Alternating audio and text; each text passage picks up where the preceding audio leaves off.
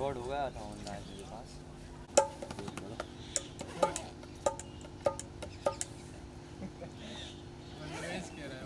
फूल खाल के रख दो पूरा मैंने पूरे दोबारा जमा। अरे तुम ककेरा बहुत बड़ा क्या आपका कहना क्या चाह रहा हो बड़ा इसमें बात है भाई साहब, बात है कौन कौन हो जाती है। तुम मन करे आओ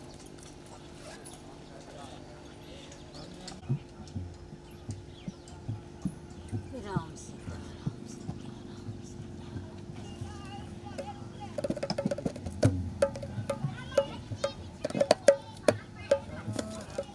पकड़िए राम।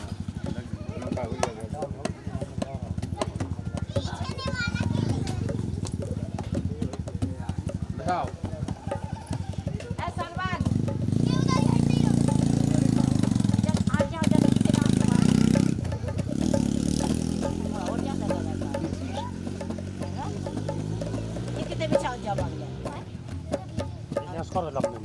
धर्मेष्टयार्यवचसा यदगाद पीताम्बरादर्वणबिम्बफलाधरोष्टा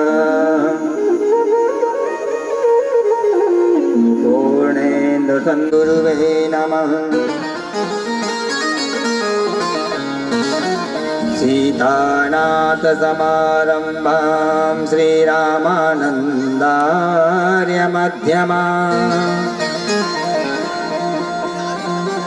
अस्मदाचार्यपर्यन्तां वन्दे श्रीगुरुपरम्पराम्। गौराङ्गं रश्मयं नित्यं रसाचिं प्रणमाम्यहम्।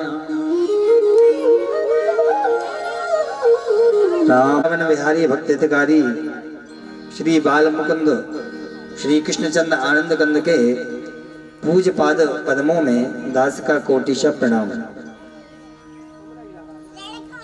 राम कथा कृष्ण कथा के परम रसिक श्री वीर बलवंत धर्मेंद्र लाल जी महाराज के चरणों में कोटिशा प्रणाम।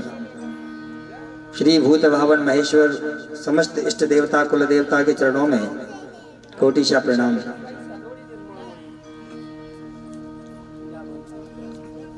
जिनके मुखारविंद से निकलकर यह पवित्र मंदाकिनी और रस युक्त और मिठास युक्त हो गई है, ऐसे श्री वाद नारायण सुखदेव जी महाराज के चरणों में कोटिशा प्रणाम। श्री सूत जी महाराज व्यास जी महाराज के पूज्य पाद पद्मों में दास का कोटिशा प्रणाम। दूर दूरांचल से पधारे समस्त भक्त कथा प्रेमी रसिक गण,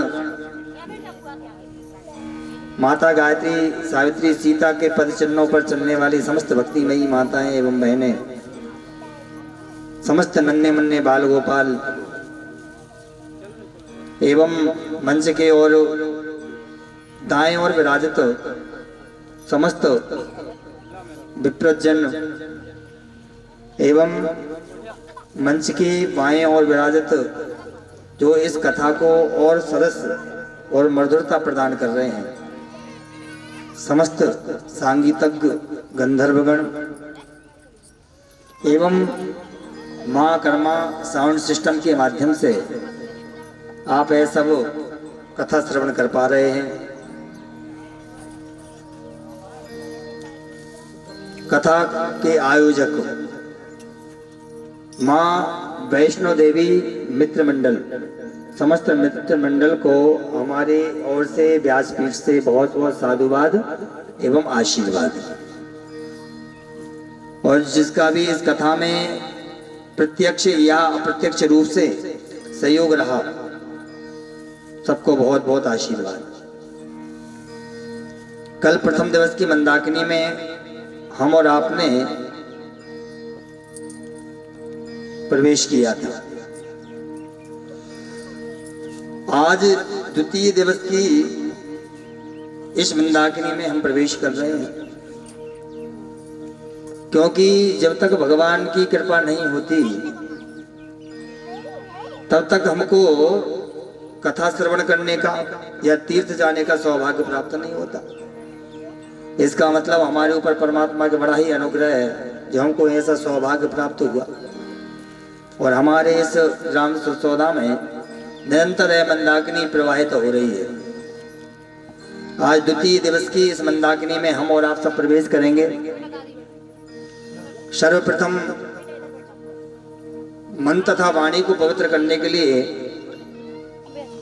भगवान का चरण शरण आश्रय हम ग्रहण करें ताकि हमारा मन कथा में लगे, मन हमारा यहाँ से ओझल ना हो। क्योंकि अगर मन यहाँ पर लगा रहा तो ही तो कथा में बैठना सार्थक रहेगा। तन केवल यहाँ पर रहा और मन यहाँ पर नहीं रहा तो फिर क्या मतलब रहा कथा श्रवण करने का, बताइए जरा। तो इसलिए अगर मन को लगाना है तो भजन करना पड़ेगा, तभी भाव बनेगा। तो चलिए भगवान का नाम संकीर्तन, तत्पश्चात जैसी परमात्मा मति देंगे आपके समक्ष मंगलमयी कथा श्रवण कराई जाएगी।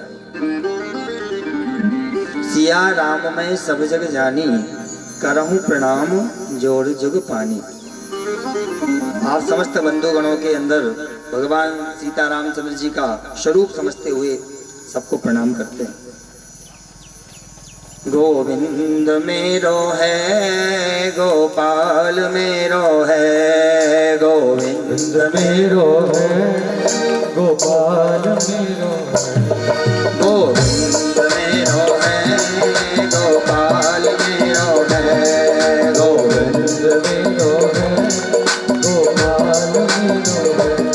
श्री बांके बिहारी नंदलाल मेरो है, श्री बांके बिहारी नंदलाल मेरो है, श्री बांके बिहारी नंदलाल मेरो है, श्री बांके बिहारी नंदलाल मेरो है। गोविंद मेरो है गोपाल मेरो है, गोविंद मेरो। ताली सेवा करिए सभी लोग। गोपाल मेरो है।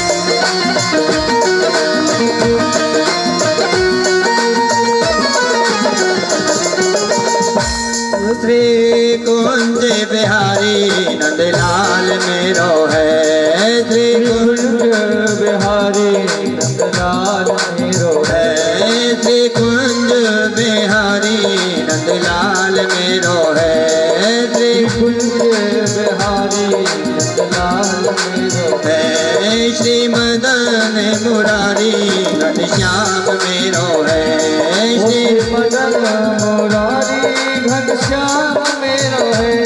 गोविंद मेरो है गोपाल मेरो है, गोविंद मेरो है गोपाल मेरो है, गोविंद मेरो है गोपाल मेरो है, गोविंद मेरो है गोपाल मेरो है।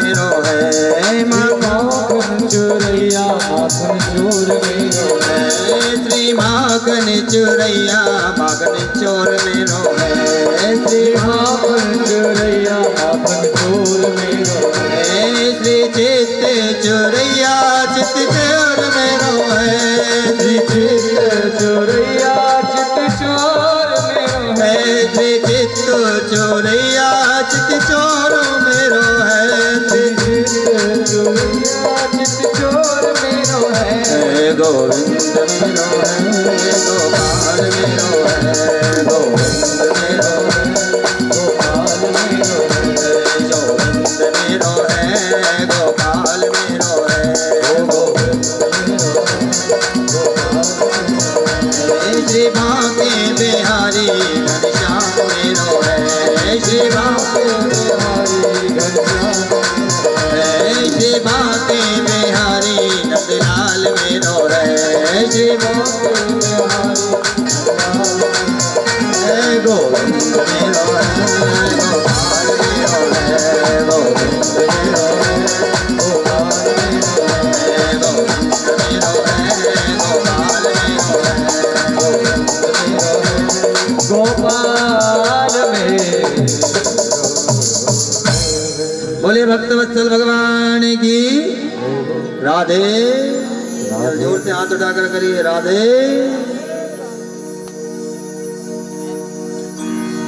देखो हमको कथा में डूब जाना है और जब हम डूबते हैं ना तो फिर आवाज नहीं निकलती और जहां तक हमारी आवाज निकलती रहे तो समझ लो अभी हम डूबे नहीं हैं, अभी कमी है। क्योंकि चिल्लाता वही व्यक्ति है जल में डूबने के बाद जिसका कि मुख बाहर निकला हो। कदाचित पूर्ण रूप से डूब गए तो फिर आवाज निकलने वाली नहीं है, केवल हाथ दिखते हैं ऊपर महाराज फिर तो, लेकिन राधे राधे तो बोलना ही पड़ेगा। तो कहने का तात्पर्य है कि जब हम व्यर्थ की वार्तालाप कथा के मध्य में करें, सांसारिक किसी की आलोचना या किसी की बुराई या किसी अन्यत्र कोई बात करें तो समझ लेना चाहिए कि अभी हम कथा में डूबे नहीं है, कथा में डूबने के लिए बहुत कमी है। बोलिए राधे। तो कहने का तात्पर्य है कि भक्ति ज्ञान और वैराग्य को बढ़ाने के लिए श्रीमद् भागवत की कथा से अच्छा कोई ग्रंथ नहीं। अगर हमारे जीवन में भक्ति ज्ञान वैराग्य को बढ़ाना है तो कथाओं का आश्रय लेना ही पड़ेगा। तो सूत जी महाराज से प्रश्न करते हैं सौनकादि ऋषि ये महाराज, और वही प्रश्न नारद जी महाराज से करते हैं। नारद जी महाराज ने किया, सनकादिक ऋषियों ने।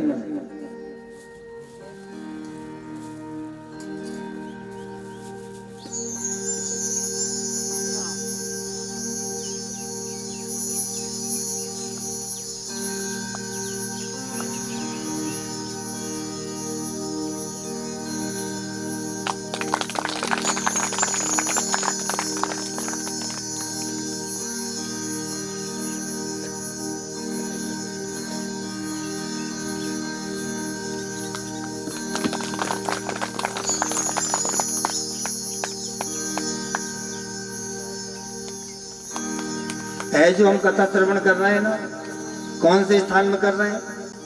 4 कथाएं तो हम ही सुना चुके। कौन से स्थान में कर रहे हैं? नैमिषारण्य की पुण्य भूमि पर। क्योंकि जहां पर कथा होती है वो सब नैमिषारण्य बन जाता है, क्योंकि वहां एक भी निमिष बिना कथा के व्यतीत नहीं होता। इसलिए कौन सा क्षेत्र बन गया? नैमिषारण्य। देखो कहने के लिए सब सौदा है, लेकिन वास्तविक अगर देखा जाए तो यह नैमिषारण्य क्षेत्र हो गया, क्योंकि यहाँ पर धारा प्रवाह कथा का आयोजन चल रहा है। और कहते हैं जहां पर भगवान का आश्रय ना मिले तो वहां एक निमिष भी कल्प के समान हो जाता है। जैसे कि जानकी जी को हुआ, निमिष निमिष करुणांति जाए कल्प समबीत। एक निमिष एक कल्प के बराबर व्यतीत होता है, क्योंकि भगवान का आश्रय, भगवान का सानिध्य, भगवान का आलिंगन हमको प्राप्त नहीं हो रहा, इसलिए वो सब व्यवस्था भंग हो रही है। तो कहने का तात्पर्य है हम नैमिषारण्य क्षेत्र की पुण्य भूमि पर विराजित हैं। अत्र ते कीर्तयिष्यामि इतिहासं पुरातनम् अस्य श्रवणमात्रेण पापहानि प्रजायते। महाराज बहुत पुराना इतिहास है और इसको सुनने से मनुष्य जीव मात्र के पाप पुण्य नष्ट हो जाते हैं। बोली राधे। वैसे तो कई बार जब कथा होती है तो इस उपाख्यान को हर वक्ता सुनाते हैं और इसके सुनने मात्र से पाप पुण्य नष्ट हो जाते हैं, इसलिए सुनना चाहिए। तो सूत जी महाराज कहते हैं कि एक नगर है, उस नगर का नाम है उत्तम। उसमें चारों वर्ण के लोग निवास करते हैं, सब अपने अपने वर्ण के अनुसार कार्य करते हैं। और उसी नगर में एक आत्मदेव शर्मा नामक ब्राह्मण भी रहते हैं। महाराज सब कुछ आनंद है, जीवन में किसी चीज की कोई कमी नहीं है। कर्मनिष्ठ है, तपोनिष्ठ है, भिक्षावृत्ति इत्यादि से अपनी आजीविका का साधन चलाते हैं, ब्रह्म कर्म में हमेशा रत रहते हैं। लेकिन ब्राह्मण जितने अच्छे हैं महाराज उतनी ही विपरीत उनकी पत्नी है। और जीवन की गाड़ी में अगर दोनों पहिए बराबर हो तो जीवन की गाड़ी बहुत अच्छी चलती है। और कहीं जीवन की गाड़ी में पहिया एजोड़ बिजोड़ हो जाए महाराज, जीवन की गाड़ी को धक्का कर चलाना पड़ता है, फिर चलती नहीं है। फिर क्या करना पड़ता है? धक्का कर चलाना पड़ता है।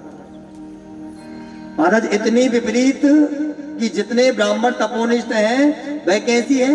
लोक वार्तारता क्रूरा प्रायतो बहुजल्पिका शूरा जग्रह कृतेषु कृपणा कलह प्रिया। महाराज इतनी दुष्ट, इतनी झगड़ालू, इतनी क्रूरा कि खुद घर में पतिदेव से लड़े और पतिदेव कहीं बाहर चले जाए तो पड़ोसन से लड़े। जब तक एक दो बार लाठी चार्ज ना हो जाए तब तक उसके हृदय में चैन ही नहीं पड़ता। अरे एक दिन तो हद हो गई महाराज, मटका साथ में रखकर बैठी पानी पीने का। लोगों ने पूछा कि तुम इस मटके को रख के बाहर क्यों बैठी हो? तो कहने लगी कि मैं लड़ते लड़ते चिल्लाते चिल्लाते पड़ोसियों में जब मेरा गला लग जाता है, गला सूख जाता है तो पानी पी कर चिल्लाती। तो लोगों ने कहा कि अंदर जाकर भी तो पानी पी सकती हो। तो कहने लगी कि अंदर जाऊंगी जब तक जो झगड़ा देखने वाले जो खड़े हैं बाहर वो चले जाएंगे, सारा का सारा माहौल ठंडा हो जाएगा। और जब तक लड़ाई देखने वाले ना हो जब तक लड़ाई करने में क्या आनंद। इतनी दुष्ट। लेकिन फिर भी ब्राह्मण उसके साथ अपने जीवन का निर्वाह कर रहे थे। बोली राधे। ऐसे पत्नी के साथ जो जीवन का निर्वाह कर ले उस ब्राह्मण को धन्य करनी। नहीं तो वास्तविक देखा है कि सज्जन स्त्री के साथ तो कोई भी रह लेगा। कपड़े धुले मिल रहे हैं, प्रेस करे मिल रहे हैं महाराज, दोनों का टाइम का भोजन बिना कहे केवल मात्र इच्छा की और प्राप्त हो गया। लेकिन बार बार कहने के बाद भी प्राप्त हो नहीं पा रहा है, तो ऐसे व्यक्ति को धन्य करें जो निवास कर रहा है। बड़े सील। देखो एक बात थोड़ी चर्चा में विषय आया तो हमने कहा था, आज ही की बात है कि अगर घर में सभी लोग झगड़ालू हो जाए तो घर टूटने में देर नहीं लगती है क्या? इसलिए अगर एक व्यक्ति गर्म हो रहा है तो दूसरे को ठंडा रहना चाहिए, तो घर की जो कलह है वह शांत हो जाती है। अगर लौकिक व्यवहार में देखा जाए कि जैसे लोहा गर्म है, अगर उसको काटना है तो गर्म लोहे से प्रहार करोगे क्या? अगर उस गर्म लोहे को काटना है तो आप ठंडे लोहा बन जाओ, और जब उसके ऊपर ठंडे लोहे से बार बार प्रहार होता जाएगा तो एक ना एक दिन वह लोहा कट ही जाएगा। बोली राधे। इसलिए गर्म लोहा बनने का प्रयास मत करो, ठंडा लोहा बनो और धीरे धीरे प्रहार करते जाओ। तो महाराज ब्राह्मण देवता उसके साथ में निर्वाह कर रहे थे।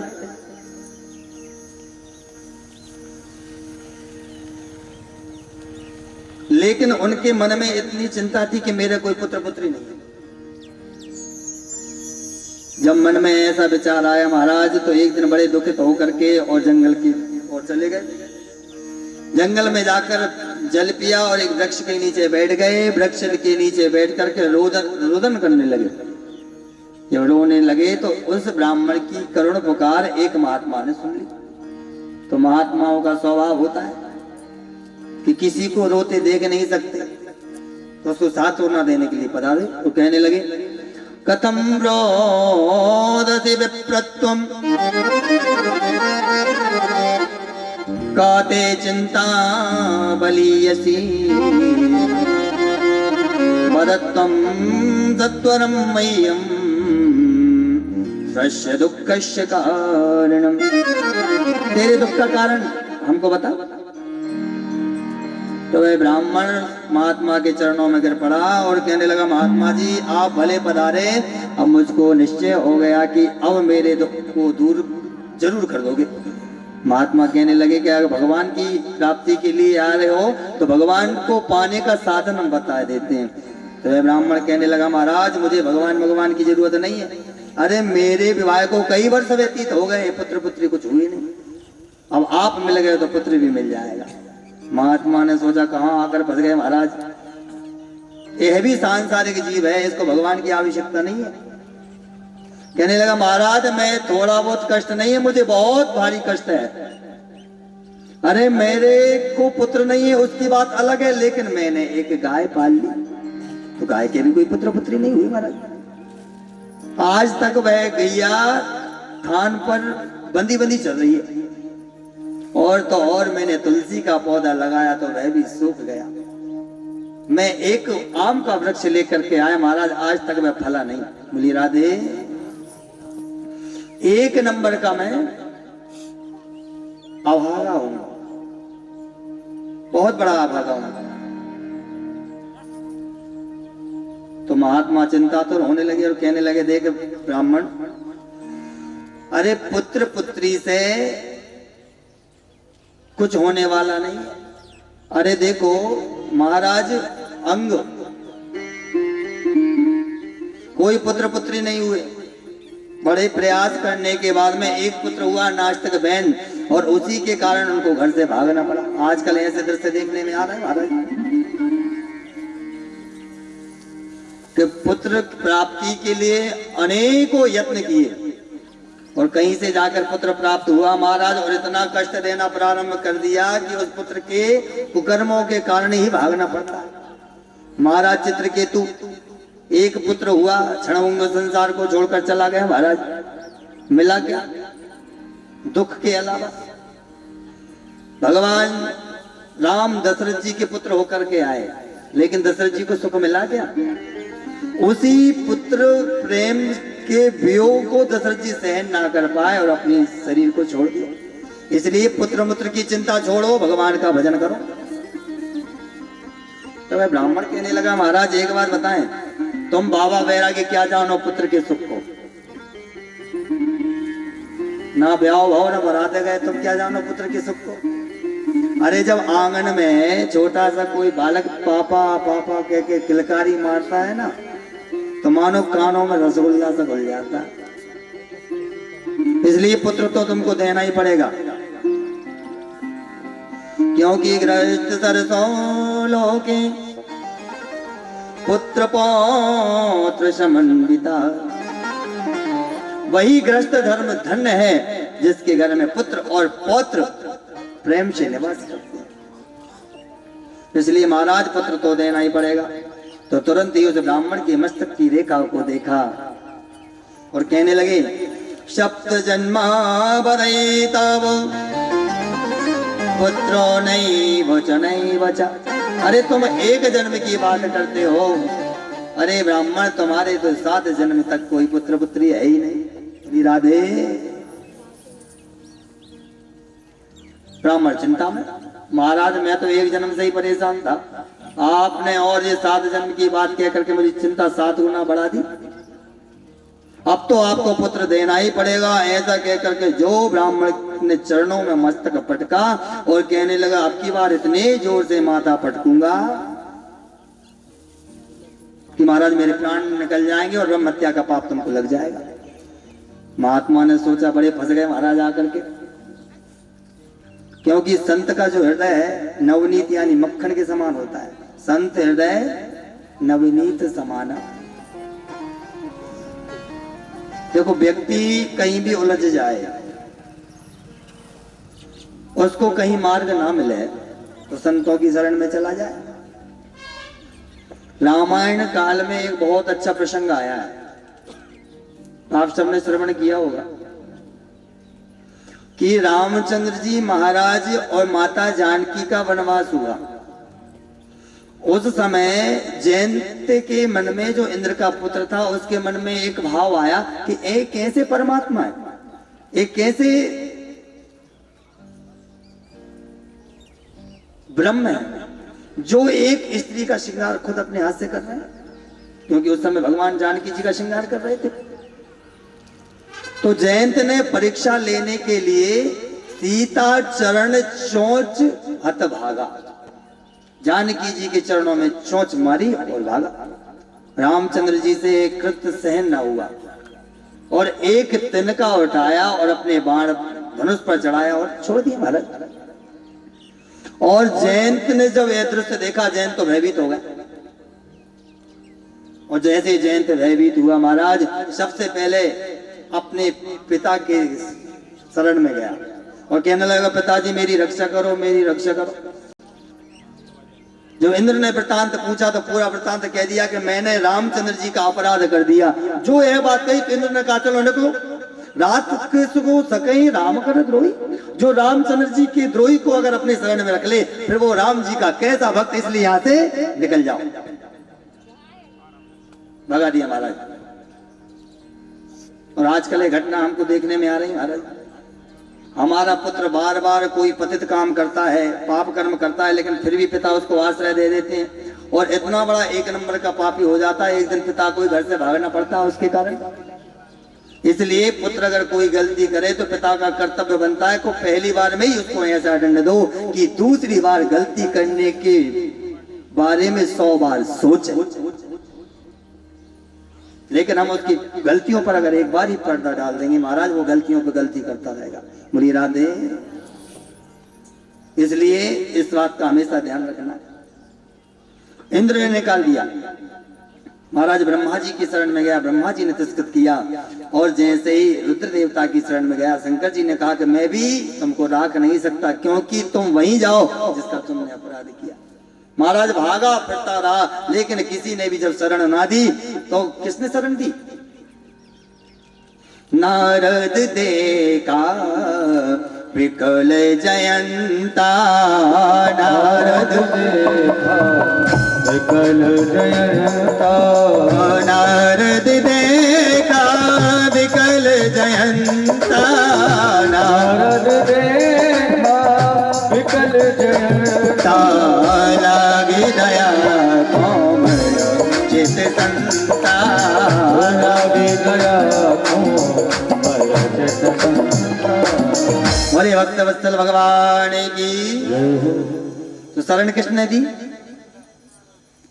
नारद जी महाराज। क्यों? नारद जी एक संत है तो संत से भले ही कुछ ना बने लेकिन मार्ग जरूर बता देता है। और क्या कहा कि जयंत तुम वहीं जाओ जिसका तुमने अपराध किया है। और नारद जी ने कई बात मान करके जयंत भगवान की शरण में गया और भगवान के चरणों में जैसे ही लोट मारी तो भगवान कहने लगे कि राम का बाण कभी खाली नहीं जाता,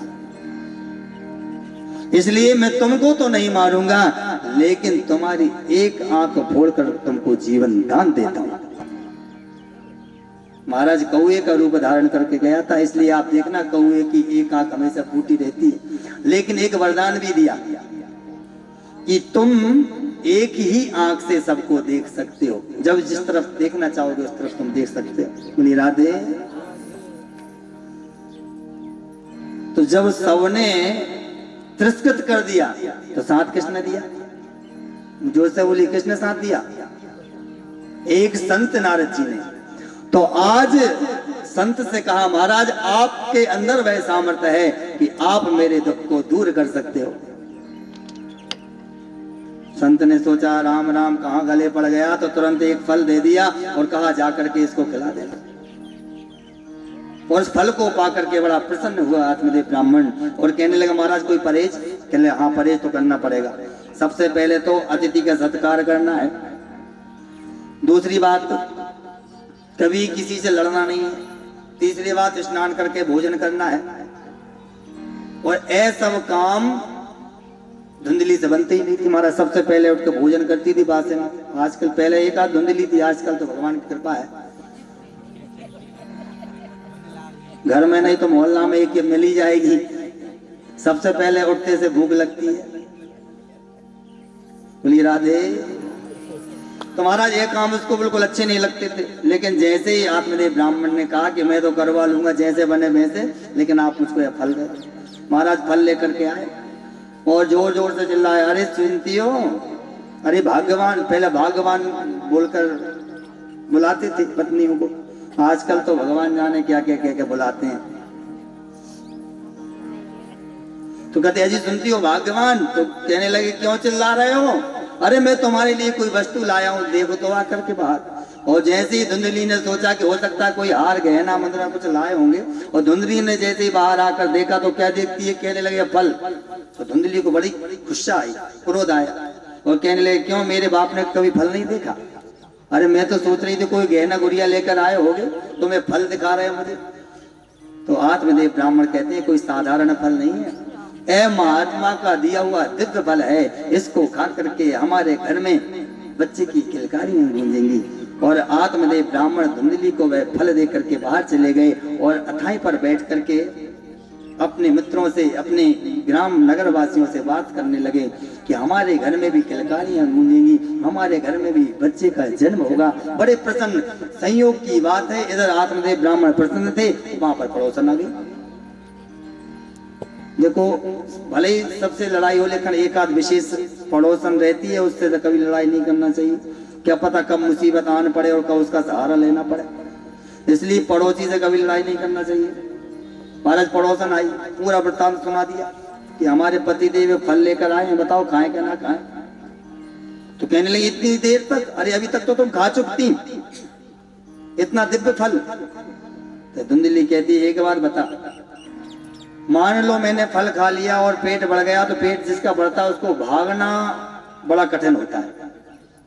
तो पड़ोसन कह रही तुझे कहाँ की आर्मी में भर्ती होना है, मनी चुपचाप पड़ी रहे, कोई दिक्कत नहीं।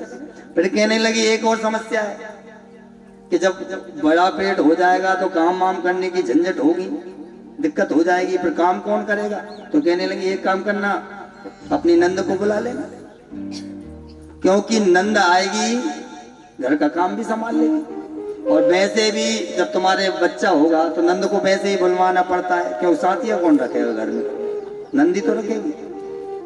और जब नंद आएगी तो मंगलाचार होंगे, उसकी विदाई भी करना पड़ेगी, इसलिए 4 महीना पहले बुलवाओ, डट कर काम कराओ।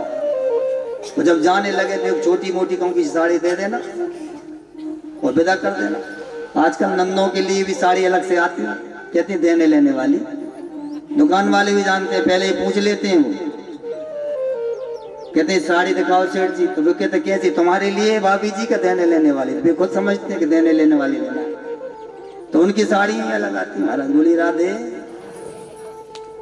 अरे भैया एक बार नंद वर्ष में आपके इधर आ रही है, उसका भी तो हक है, उसके भैया की संपत्ति पर नहीं है? बताइए जरा, है कि नहीं है? आप लोग कुछ बोलते नहीं, इसका मतलब आप ये कह रहे हो नहीं है। तो आप लोग भी तो कहीं की नंद हो कि केवल भाभी ही बनी बैठी रहोगी? यहाँ की भाभी हो तो मायके की तो आप भी नंद बनी होगी। बोली राधे। तो जब हमारे मायके से हम कुछ आशा रखते हैं तो कदाचित कल्पना करो कि हमारी नंद भी तो हमसे कुछ आशा रखती होगी।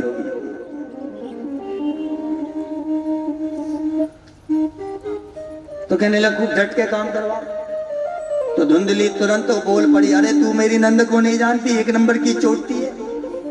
अरे वर्ष में एक बार आती है, दुनिया भर की पुटरिया मान कर ले जाती है, कदाचित 4-5 महीने रुक गई तो आधे घर का सूपड़ा साफ कर जाएगी महाराज। इसलिए मैं तो फल नहीं खाने वाली।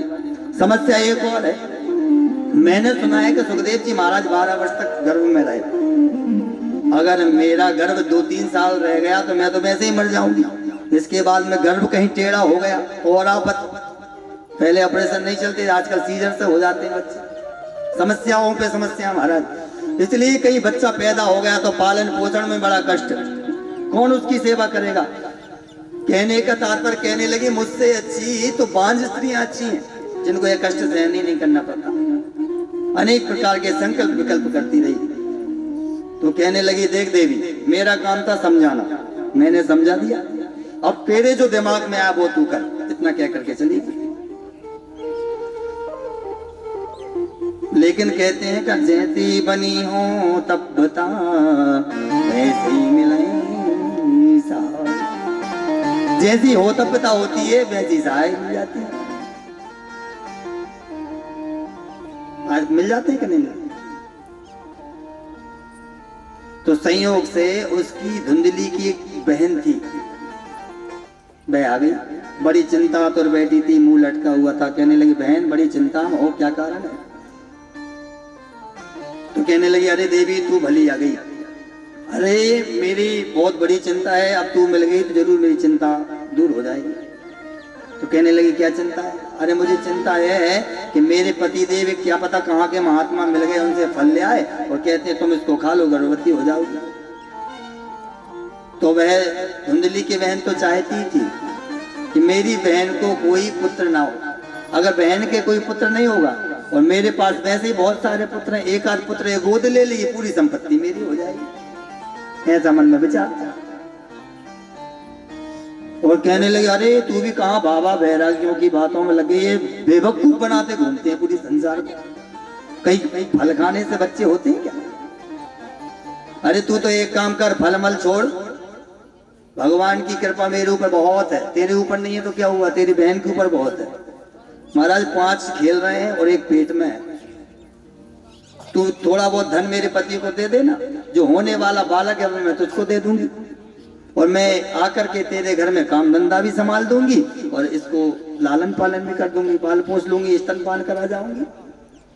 महाराज धुंधली को बात जम गई और कहने लगे इस फल को परीक्षा के लिए इस गाय को खिला दे, यह भी बहुत दिन से बंदी थान पर भूसा खा रही है, चारा खा रही है, आज तक इसके भी कोई बछड़ा नहीं हुआ, सही होगा तो बछड़ा हो जाएगा और नहीं तो कोई दिक्कत नहीं। महाराज बात जम गई और गर्भवती की तरह लक्षण करने लगी। लेकिन समय काल जब आया तो धुंधली की बहन के एक बालक का जन्म हुआ। रात के अंधेरे में धुंधली को प्रदान कर गई और धुंधली ने कहा अरे मेरे बालक हो गए। आत्मदेव ब्राह्मण बड़े प्रसन्न। संयोग से कुछ दिनों के बाद में उस गाय के भी एक बछड़े का जन्म हुआ। पूरा शरीर, पूरी कांति एक मनुष्य के आकार की, केवल 2 कान गाय के जैसे थे। सर्वांग सुंदरम दिव्यम निर्मलम कनक प्रभम। महाराज जब इस बालक का जन्म हुआ तो दूर दूर से लोग अचंबा देखने के लिए आए कि बताओ आज गईए की भी बालक हो गए। जो नगर निवासी उत्तम नगर के लोग थे बड़े प्रसन्न हो गए कि आज हमारे घर में ब्राह्मण देवता के पुत्र जन्म हुआ है, अब हमको पुरोहित कहीं ढूंढने बाहर नहीं जाना पड़ेगा, इसी से सब पांडित्य कर्म कराएंगे। सब लोग प्रसन्न होते हैं, बोली राधे। और कहीं वही ब्राह्मण का बालक दुष्ट निकल जाए तो सबको बड़ा दुख भी होता है कि हम तो आशा लगा कर बैठे थे कि हमको कहीं जाना नहीं पड़ेगा, हमारा पूरा पौरोहित्य कर्म संभालेगा। लेकिन वही ब्राह्मण बालक अगर गड़बड़ हो जाए तो नगर निवासियों से ज्यादा दुख भी किसी को नहीं होता।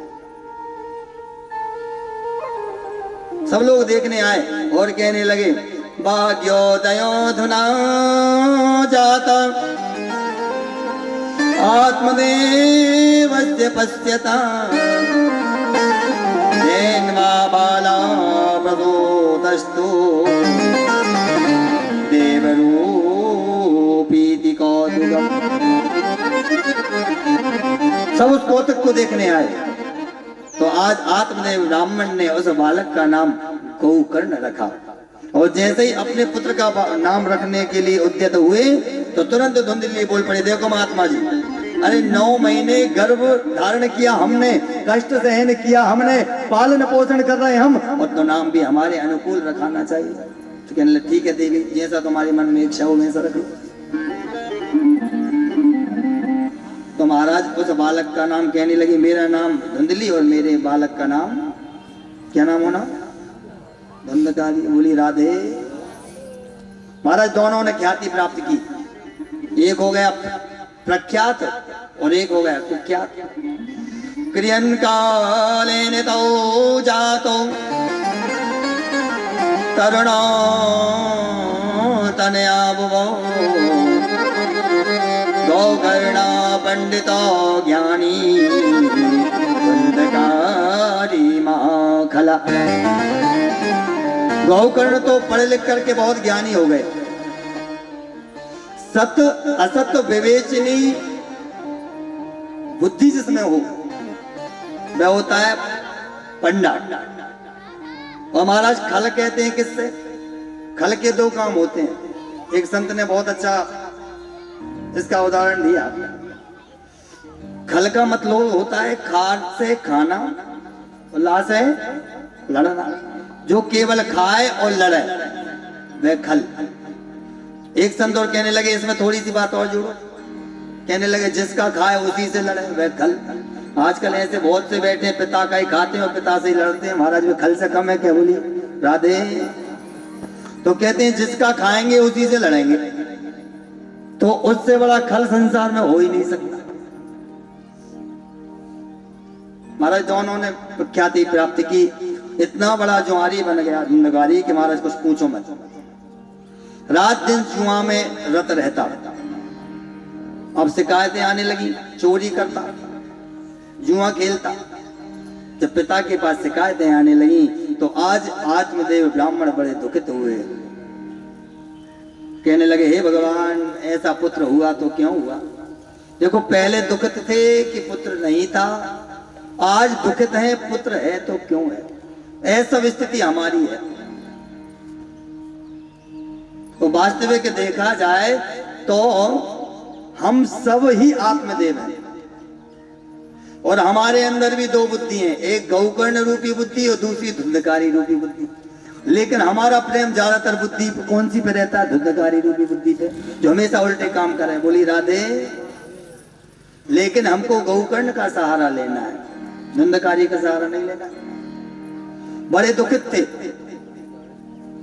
और गौकर्ण जी महाराज जैसे ही आए और कहने लगे पिताश्री मैं आपको बड़ा दुखित देख रहा हूं, इसका कारण क्या है? तो गौकर्ण जी महाराज से कहा कि बेटा मैं आज मेरे पुत्र से बड़ा दुखी हूं। तो गौकर्ण जी महाराज कहने लगे पिताजी ये संसार है, संसार में 2 चीजें हैं, एक अहमता और दूसरी ममता। दोनों रस्सियों से जब तक जीव बंधा रहेगा तब तक उसका कल्याण होने वाला नहीं है। इसलिए आप अपना कल्याण चाहते हो तो आपको इस शरीर से, इस देह से मोह का त्याग करना पड़ेगा। क्योंकि पुत्र कैसा भी क्यों ना हो, चाहे वो अच्छा हो या बुरा हो, दोनों परिस्थिति में अगर अच्छा होगा तो वो आपका परलोक बिगाड़ देगा। क्योंकि रात दिन उसी के चिंतन में रहोगे, मेरा पुत्र अभी तक नहीं आया, क्या पता कहाँ है, भोजन किया नहीं किया। और अगर वह दुष्ट है तो आपके इस लोक को बिगाड़ देगा। क्योंकि जहां भी जाओगे तो उसी पुत्र के नाम से आपको जाना जाएगा, इनका पुत्र बड़ा दुष्ट है। इसलिए पुत्र दोनों परिस्थितियों में एक परलोक बिगाड़ देता है, दूसरा इस लोक को बिगाड़ देता है। इसलिए इस शरीर से ममता छोड़ दो। यह शरीर जो है पंचायती धर्मशाला है और जब तक इस धर्मशाला में रहने का हमारा टिकट हो गया, जब तक आनंद से पड़े रहो। लेकिन जैसे ही धर्मशाला में रहने का टिकट हमारा समाप्त हुआ, महाराज पहले ही सब छोड़ दो और निकल लो। और अगर जबरदस्ती भी इस पंचायती धर्मशाला में डटे रहे तो इस धर्मशाला का मालिक आएगा और हमको धक्के मार के बाहर निकाल देगा, फिर हमारी क्या रह जाएगी। अच्छा इसके पंच कौन कौन है जरा ध्यान से सुनो। क्षिति जल पावक गगन समीरा, क्षिति जल पावक गगन समीरा, क्षिति जल पावक गगन समीरा, क्षिति जल पावक गगन समीरा, पंच रचितो यह मैं शरीरा, पंचरत्न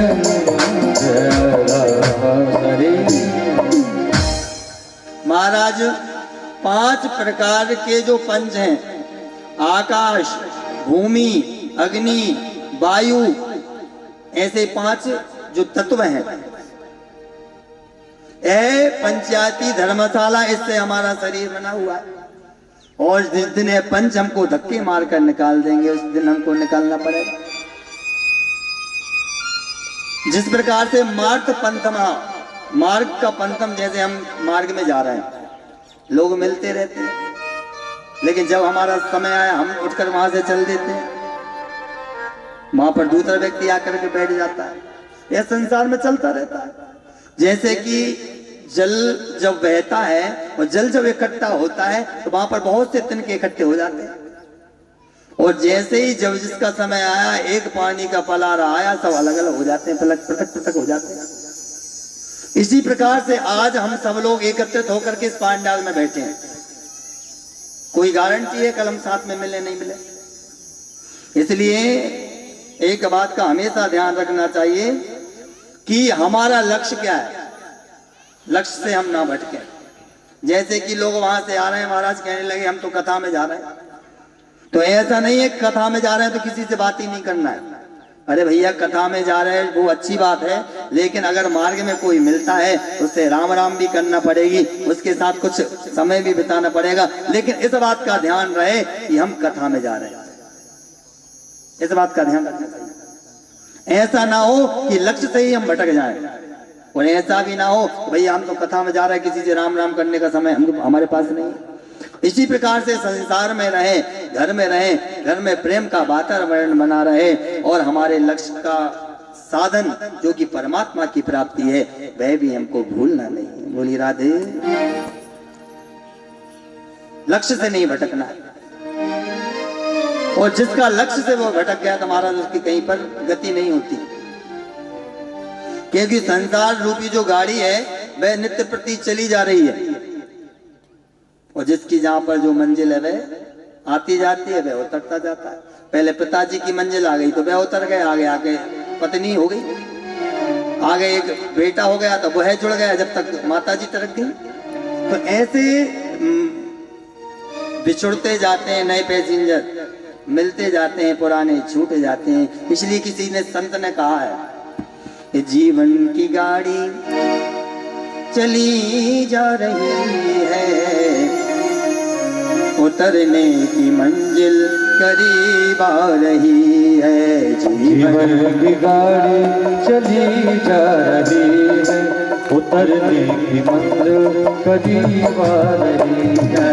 जीवन की गाड़ी चली जा रही है, उतरने की मंजिल करीब आ रही है। जीवन की गाड़ी चली जा रही है, उतरने की मंजिल करीब आ रही है। ताली सेवा करिए सभी।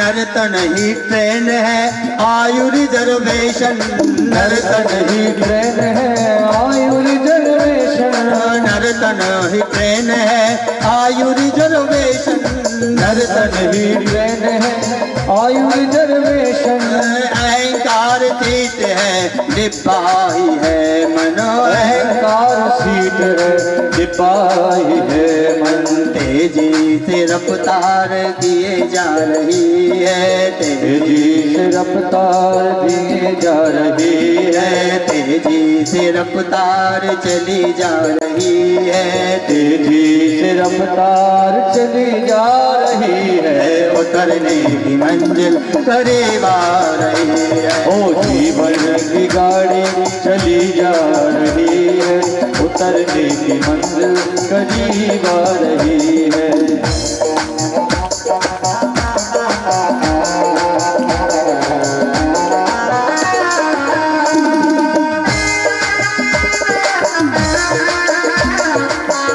बोलिए भक्तवत्सल भगवान की।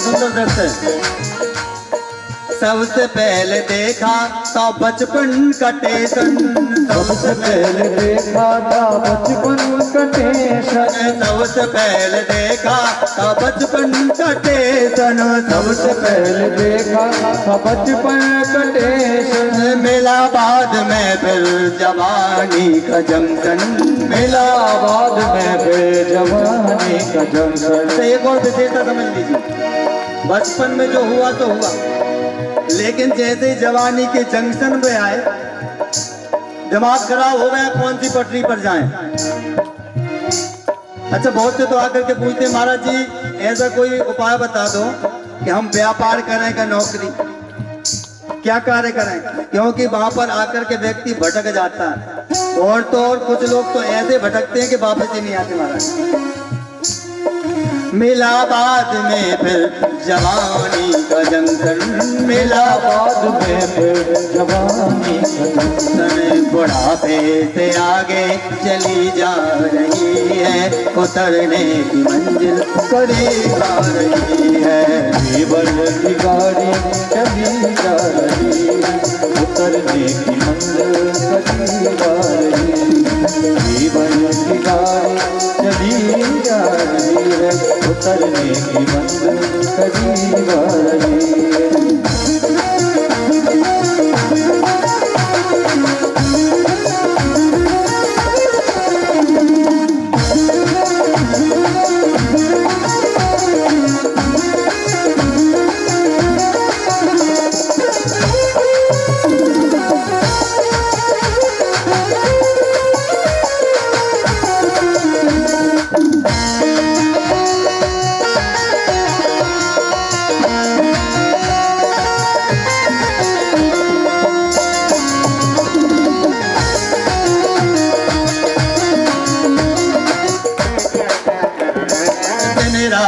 पटरी पे दौड़ती है, दिन रात पटरी पे ये दौड़ती है, मुसाफिर को उसकी जगह छोड़ती है, मुसाफिर को उसकी जगह छोड़ती है। देखो एक बात बताएं,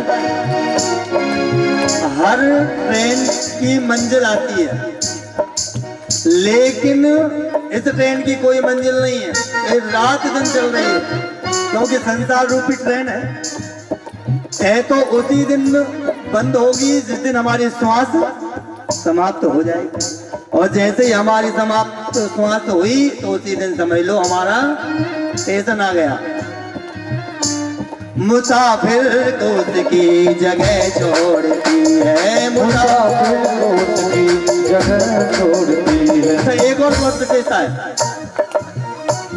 ये रस्ते के सब दृश्य दिखला रही है, उतरने की मंजिल करीब आ रही है। रास्ते के सब दृश्य दिखला रही है, उतरने की मंजिल करीब आ रही है। जीवन की गाड़ी चली जा रही है, उतरने की मंजिल करीब आ रही है।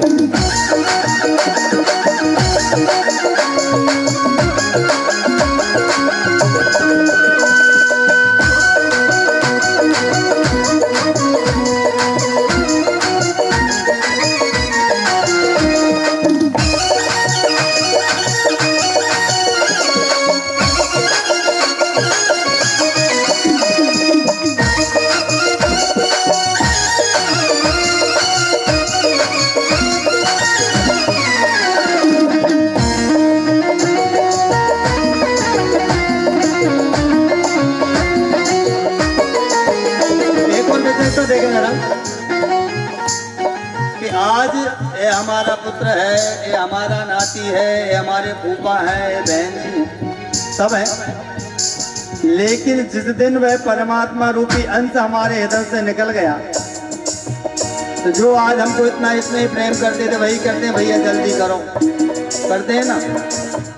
तो संत कहते हैं छूटेगा अपने परायों का नाता, छूटेगा अपने परायों का नाता, छूटेगा अपने परायों का मेला, छूटेगा अपने परायों का मेला।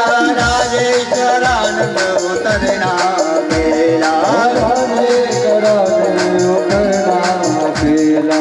तबीयत बहुत यार घबरा रही है, तबीयत बहुत यार घबरा रही है। एक बार बताइए, जैसे हमको कहीं मेहमानी जाना हो और तैयारी कुछ हो ना हो तो घबराहट तो होगी, कपड़े भी नहीं धुले, प्रेस भी नहीं हुआ, भोजन भी नहीं बना, कहाँ से इतने जल्दी जा, एक दो दिन के लिए जाना है। लेकिन यहाँ तो ऐसे जाना है महाराज, क्या पता कब लौट कर वापस आना हो, इसलिए तबीयत तो घबराएगी। इसलिए कहते हैं तबीयत बहुत याद घबरा रही है, उतरने की मंजिल करीब आ रही है। तबीयत बहुत यार घबरा रही है, उतरने की मंजिल करीब आ रही है।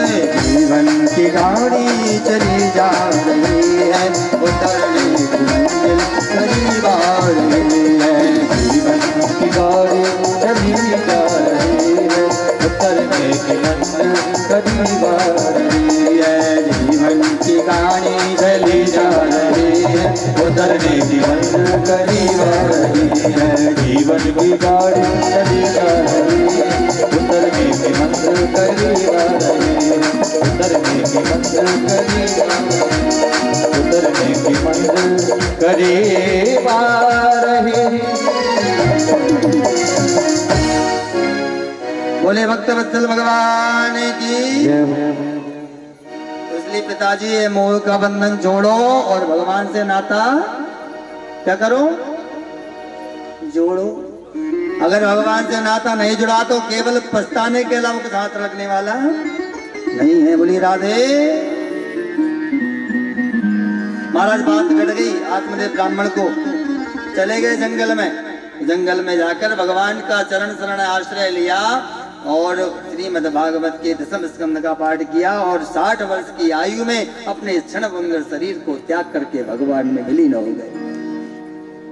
महाराज धुंधकारी ने एक दिन जितने भी घर के बर्तन भाड़े थे सब बेच के जुए में खेल गए। अब घर में जब कुछ बचा नहीं तो माता जी से कहने लगा, मैया बता पिताजी धन कहाँ पर छुपा कर रख गए, अब घर में कुछ हो तो बेचारी बता दे। अब घर में तो कुछ रहा नहीं तो मारने ठोकने लगा माता जी को। जब माता को मारने ठोकने लगा तो उसको बड़ा कष्ट हुआ।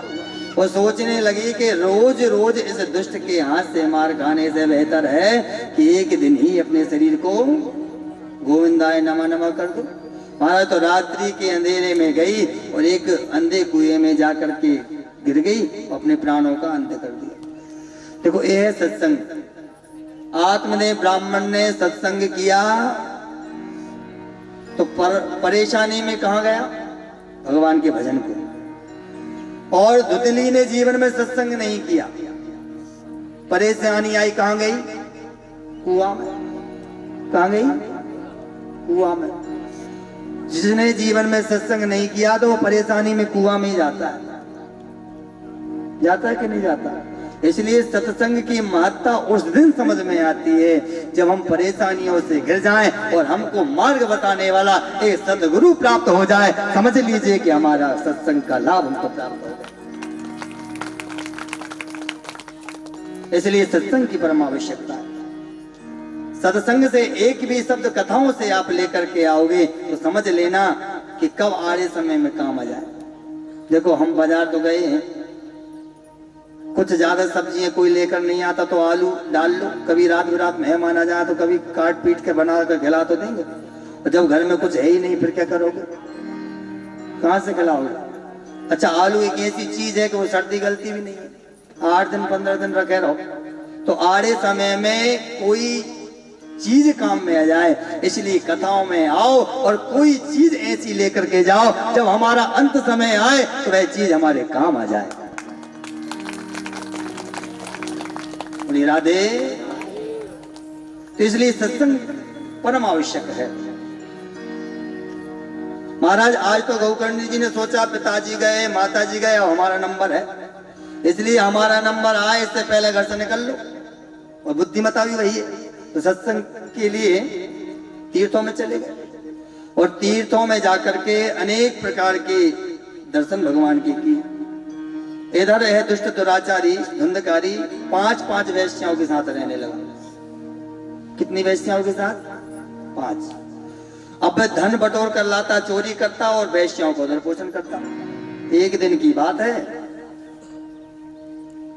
कि उसने राजा के राज में ही डाका डाल दिया और बहुत धन लेकर के आया। तो उन उल्टा वैश्याओं ने सोचा कि कदाचित राजा को पता लग गया तो धन तो जाएगा ही जाएगा, इस दुष्ट को दंड देगा, और कदाचित इस राजा को पता पड़ गया तो हमको भी व्यर्थ में दंड झेलना पड़ेगा। इसलिए इस दंड से बचने के लिए इसको ही निपटा दो। तो रात में सोते हुए धुंधकारी को उन वैश्याओं ने बांधा, तब भी गले में फंदा लगाया, तब भी उस दुष्ट के प्राण ना निकले। तो जलती हुई लकड़ी से उसके मुंह में डाल दी। बड़े ही कष्ट से उसके प्राणों का अंत हो गया महाराज। और वहीं पर गड्ढा खोदा, उसको गड़ा दिया और वे वहां से निकल गए। इसलिए कहते हैं जो वैश्या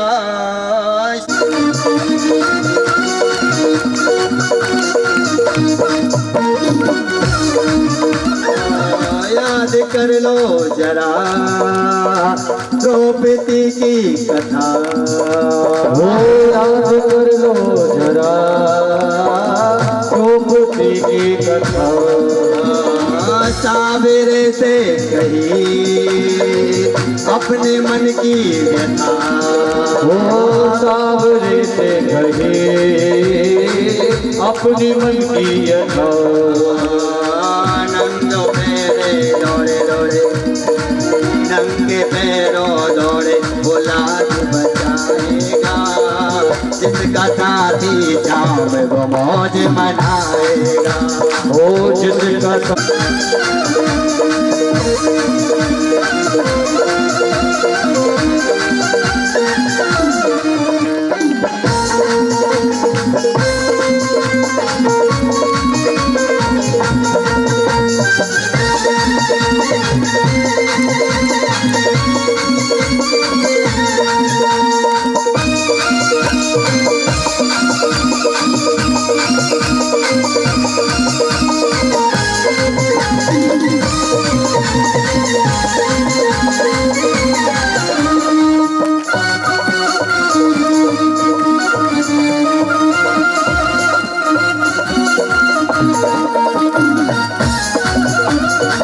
श्याम रंग में रंगी एक दीवानी सुनो। क्यों? क्योंकि ये हमको प्रतीत हो रहा है पूरा हमने बना दिया ये शेर है, कहीं इसमें जीव डाल दिया महाराज हम तीनों चारों निर्जीव हो जाएंगे। बोलिए राधे। तो चौथा शिष्य कहता वाह तुमने तुम्हारी विद्या का पूरा उपयोग कर लिया, हम ना करें ऐसा हो नहीं सकता, हम तो डालेंगे। अब वो जिद पड़ गया, कहने लगा भैया इसमें अगर प्राण डाल दोगे या जीव हिंसा वाला है, हमको खा जाला, चाहे खाए चाहे पिए, लेकिन अब तो हम विद्या का प्रयोग तो करेंगे। तो तीनों शिष्य कहने लगे भैया जब तुमको विद्या का प्रयोग करना है तो हमको पेड़ पर चढ़ जाने का, फिर विद्या का प्रयोग कर लेना। तीनों शिष्य चढ़ गए पेड़ पे। जब तक उसने अपनी विद्या का प्रयोग किया, वह सिंह जीवित हुआ। और शेर जब जीवित हो जाए तो क्या करता है पता है आपको? क्या करेगा? बहुत दिन का भूखा प्यासा था, मरा पड़ा था, आज मुझे भोजन भी मिल गया और जीवन भी मिल गया, महाराज उसी चौथे को खा गया। इसलिए विद्या भी उसको प्रदान करना चाहिए जो उस विद्या का उपयोग करना जाने। बोली राधे। नहीं तो हर किसी को विद्या दोगे तो वो परेशान ही करेगा। जैसे भगवान भोलेनाथ ने भस्मासुर को विद्या प्रदान कर दी कि जिसके सिर पर हाथ रखो वो भस्म हो, इंसान उनके पीछे पड़ गया। तो अगर ऐसे को विद्या प्रदान करोगे तो ऐसा ही होगा। बोली राधे। तो अब किसको विद्या प्रदान करें? योग कोई नहीं था, तुरंत ही अपने पुत्र सुखदेव की याद आ गई। लेकिन सुखदेव को ढूंढे कहां?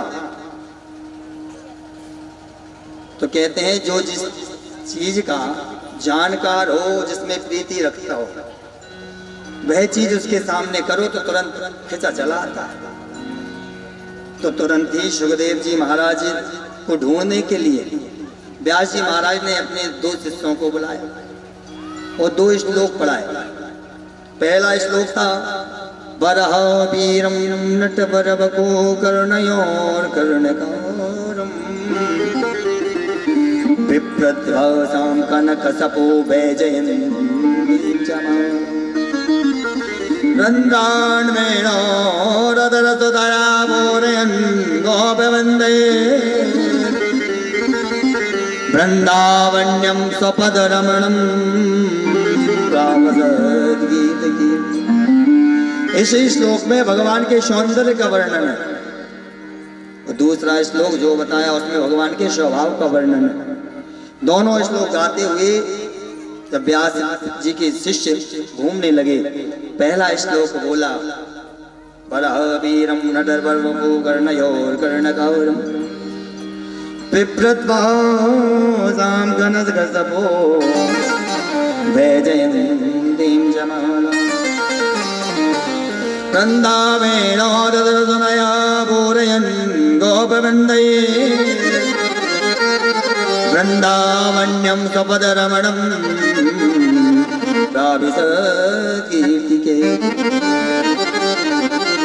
सुखदेव जी की समाधि खुल गई और सोचने लगा इतने सुंदर बालक जो मोर मुकुट धारण कर रहे, पीतांबर पहने हुए है, सुंदर वक्षस्थल, सुंदर नासिका, सुंदर कपोल, सुंदर चितवन, सुंदर नेत्र, ऐसे बालक का तो हमको दर्शन करना चाहिए। लेकिन फिर याद आया कि वास्तविक सुना है कि जो सुंदर होता है उसका स्वभाव अच्छा नहीं होता। देखने में तो चकाचक दिखेंगे लेकिन अंदर से कपट भरा है, भरा रहता है। देखने में पेड़ बहुत सुंदर है महाराज, ज्यादा दबाओगे दांत तोड़ देगा ना। तो देखने में लोग पेड़ की तरह है, बड़े गुदगुदे सुंदर। और ज्यादा अगर तुमने प्रयास किया, ज्यादा दबाने का प्रयास किया तो महाराज गुठली उसके अंदर होती है, गुठले आ रहे होते हैं सुंदर लोग, कब दांत की करामात करते पता नहीं। इसलिए और एक होते व्यक्ति नारियल की तरह, ऊपर से भले जटाजूट दिखता है लेकिन अंदर जो गोला निकलता बड़ा सुंदर निकलता। तो सोचा कि गारंटी नहीं जो ऊपर से सुंदर देखने में हो उसका हृदय भी इतना कोमल हो। तुरंत समाधिस्थ हो। बोली राधे। और जैसी समाधि लगी तो पुनः दूसरा श्लोक बोला अको वकेहं स्तनकालकूटं जिंगातयापायादपशाद्वि देवे गतिधातयुजतां ततोऽन्यं कंबादयालुं शरणं व्रजेम। महाराज एक पूतना नाम की राक्षसी आती है अपने स्तनों में जहर लगा करके, लेकिन उस बालक की हृदय की कोमलता तो देखो जरा। अरे माता को जो स्थान प्रदान करना चाहिए वह उस हत्यारिणी को प्रदान किया। इससे सिद्ध होता है केवल ऊपर का ही सुंदर नहीं बल्कि हृदय भी बड़ा सुंदर है। बोली राधे। अब जिज्ञासा तीव्र हो गई ऐसे बालक से मिलना चाहिए। तुरंत बाहर आए और शिष्यों से कहा कि और श्लोक सुनाओ। तो शिष्यों ने कहा कि हमको 2 ही आते थे, अगर और श्लोक सुनना है तो तुम्हारे पिताजी के पास चलो। उनके पास ऐसे 18,000 श्लोक की पावन संहिता है। अब क्योंकि सुखदेव जी महाराज के अंदर इतनी तीव्र उत्कंठा थी कि जल्दी से जल्दी हमको और श्लोक पढ़ना है, तो तुरंत व्यास जी महाराज के चरणों में दंडवत किया। पिताजी प्रणाम। अपने प्रिय पुत्र को पा करके व्यास जी महाराज गदगद हो गए। जिस पुत्र को मैं पागलों की तरह ढूंढ रहा था, उसके पीछे पीछे जा रहा था, आज भगवान की कृपा हुई, वही पुत्र मेरे घर और मेरे आश्रम पर आ गया। बोली राधे। और हमारी भी यही स्थिति है, हम भी पुत्र पुत्रियों के पीछे भाग रहे हैं महाराज, और पुत्र हमसे दूर होते जा रहे हैं। और कदाचित हम भी भगवान की चरण में लग जाएं तो वही पुत्र, वही पुत्री, वही बहू एक दिन आकर के हमारी सेवा करने लगेंगे, लेकिन रात दिन हम उनमें लिप्त हैं तो वह हमसे दूर होते जा रहे हैं। राधे। इसलिए परमात्मा की शरण में पहुंच जाओ तो आपका पुत्र, आपकी बहू, आपकी नाती सब आपके चरणों में आकर लोटपोट हो जाएंगे। महाराज अपने प्रिय पुत्र को पाकर बड़े प्रसन्न हुए।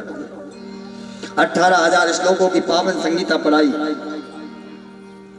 और पढ़ करके सुखदेव जी महाराज विचरण करने लगे। बोले भक्त वत्सल भगवान की जय। तो कहने का तात्पर्य है, शौनक आदि ऋषि कहने लगे कि एक बात बताइए, वक्ता तो सुखदेव जी हो गए, लेकिन श्रोता राजा परीक्षित को ही क्यों चुना? इसका क्या कारण था? और किसी को भी तो कथा सुना सकते थे, लेकिन सूत जी महाराज कहते हैं इसमें भी एक बहुत बड़ा रहस्य है। अरे सुखदेव जी को गर्भ में जाकर भगवान ने दर्शन दिए, तो सुनने वाला भी तो ऐसा ही होना चाहिए। कैसा? श्रोता भक्ता ज्ञान निधि कथा राम की गो। देखो ऐसा नहीं है कि केवल वक्ता ही ज्ञानी है, अरे श्रोताओं को भी ज्ञान होना चाहिए कि कथा कहाँ पर चल रही है और कथा सुनने का फल कैसा है, और महाराज जी जो कथा सुना रहे हैं वो वास्तविक सत्य है अथवा नहीं। आजकल वक्ता तो सुना कर चले गए, श्रोता में भी ज्ञान नहीं, वो भी नाच कूद करके चले गए, उन्हें भी कोई मतलब नहीं। महाराज बड़ा मजा आया। फलानी जी भी मिली थी कथा सुन, वे रायसेन से आई थी। अरे जी मैं तो नहीं आती, लेकिन मैंने जैसे सुना कि फलानी जी आ रही तो मैं तुमसे मिलने को आई थी विशेष तौर से। कुछ श्रोता ऐसे भी आते हैं, कुछ व्यवहार निभाने आते हैं, नहीं आते, और कुछ लोग इसलिए आते हैं कोई हमसे ये ना कहे बड़ा नाच तक यार कथा में इसका मन नहीं लगता, इसलिए चले जाओ, भले चाहे कम आज तक का सो जाओ। बोली राधे। तो सब प्रकार के श्रोता आते हैं, लेकिन श्रोता वक्ता जब तक दोनों ज्ञानी नहीं होंगे तब तक कथा में रस नहीं आएगा। और अगर कहीं श्रोता ज्ञानी हो जिसको पूरी कथाओं का ज्ञान हो, और वक्ता कहीं इस डाल से उस डाल कथा कर रहा हो, तो फिर श्रोताओं का मन नहीं लगता। महाराज कथा में तो आनंद नहीं आ रहा है, क्योंकि हमने कथा सुनी, कथा तो बड़ी विस्तृत है, इनने तो पता ही नहीं पढ़ने दिया कब तो जन्म हो गया, कब बाल लीलाएं हो गई। क्योंकि जो ज्ञानी श्रोता हैं उनको वक्ता भी ज्ञानी चाहिए, और जो वक्ता ज्ञानी है उसको श्रोता भी ऐसा ज्ञानी होना चाहिए जो उसकी कथा को समझ ले, सर के ऊपर से न जाए। बोलिए राधे। तो राजा परीक्षित को ही क्यों योग्य समझा? इसमें बहुत बड़ा कारण था। यह आज की बात नहीं है, यह द्वापर की बात है। यदा मृदे कौरव संजयाना वीरे सुतो वीर गते गते भ्रगोदरा वेद्य गदा विमर्श भगनोर दंडे धृतराष्ट्रपुत्र। महाभारत काल में युद्ध प्राय हो चुका था। जरा ध्यान दें, भीम की गदा से प्राय 99 कौरव मारे जा चुके थे, और 100 दुर्योधन अचेत अवस्था में पड़ा था, क्योंकि इसकी जंगा टूट चुकी थी। क्योंकि देखो दगा कभी किसी का सगा नहीं हो सकता, क्योंकि दुर्योधन ने पांडवों के साथ दगा किया। उसका परिणाम क्या मिला कि 99 भाई मारे जा चुके, 100वें भी कहां पड़े, कहां पड़े? उस कुरुक्षेत्र की भूमि पर, जहां पर इतनी लोथें पड़ी हैं कि कौवे श्रृंगाल भी अगर आते हैं तो वे उन लोथों को खाते ही नहीं, क्योंकि उनका भी खा खा के पेट भर गया।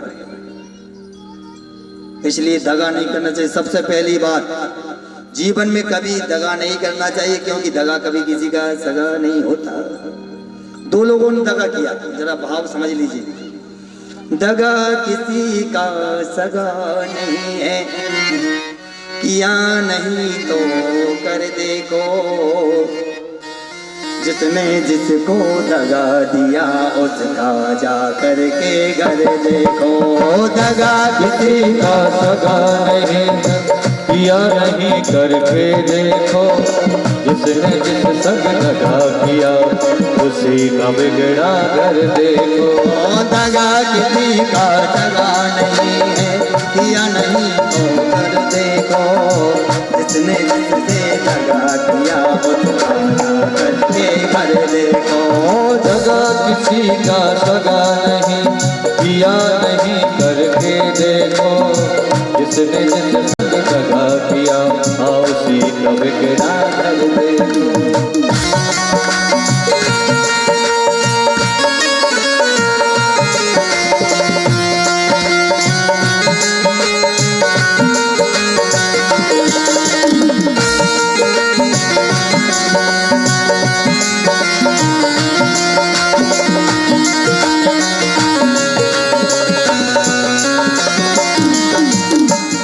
किया था रावण ने, साधु का भेष बनाया था। दया किया था रावण ने, साधु का भेष बनाया। दगा किया था रावण ने, साधु का भेष बनाया था। दगा किया था रावण ने, साधु का भेष बनाया था। भिक्षा लेने गया था लेकिन सीता मार आया था।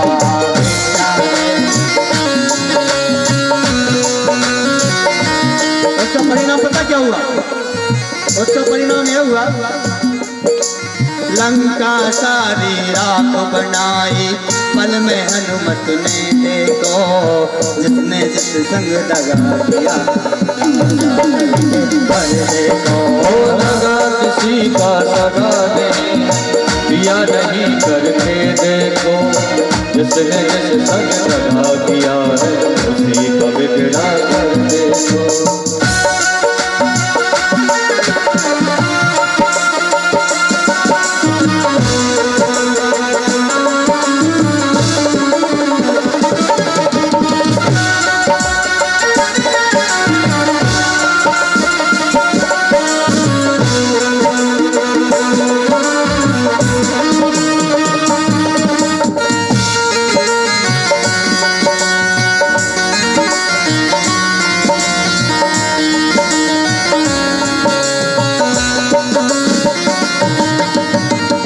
किया था दुर्योधन ने, सकनी पास फेंक रहा। दगा किया था दुर्योधन ने, सकनी पास फेंक दिया। दगा किया था दुर्योधन ने, सकनी पास फेंक रहा। दगा किया था दुर्योधन ने, सकनी पास फेंक रहा। दुर्योधन की दादागिरी को नटवर नागर देख रहा।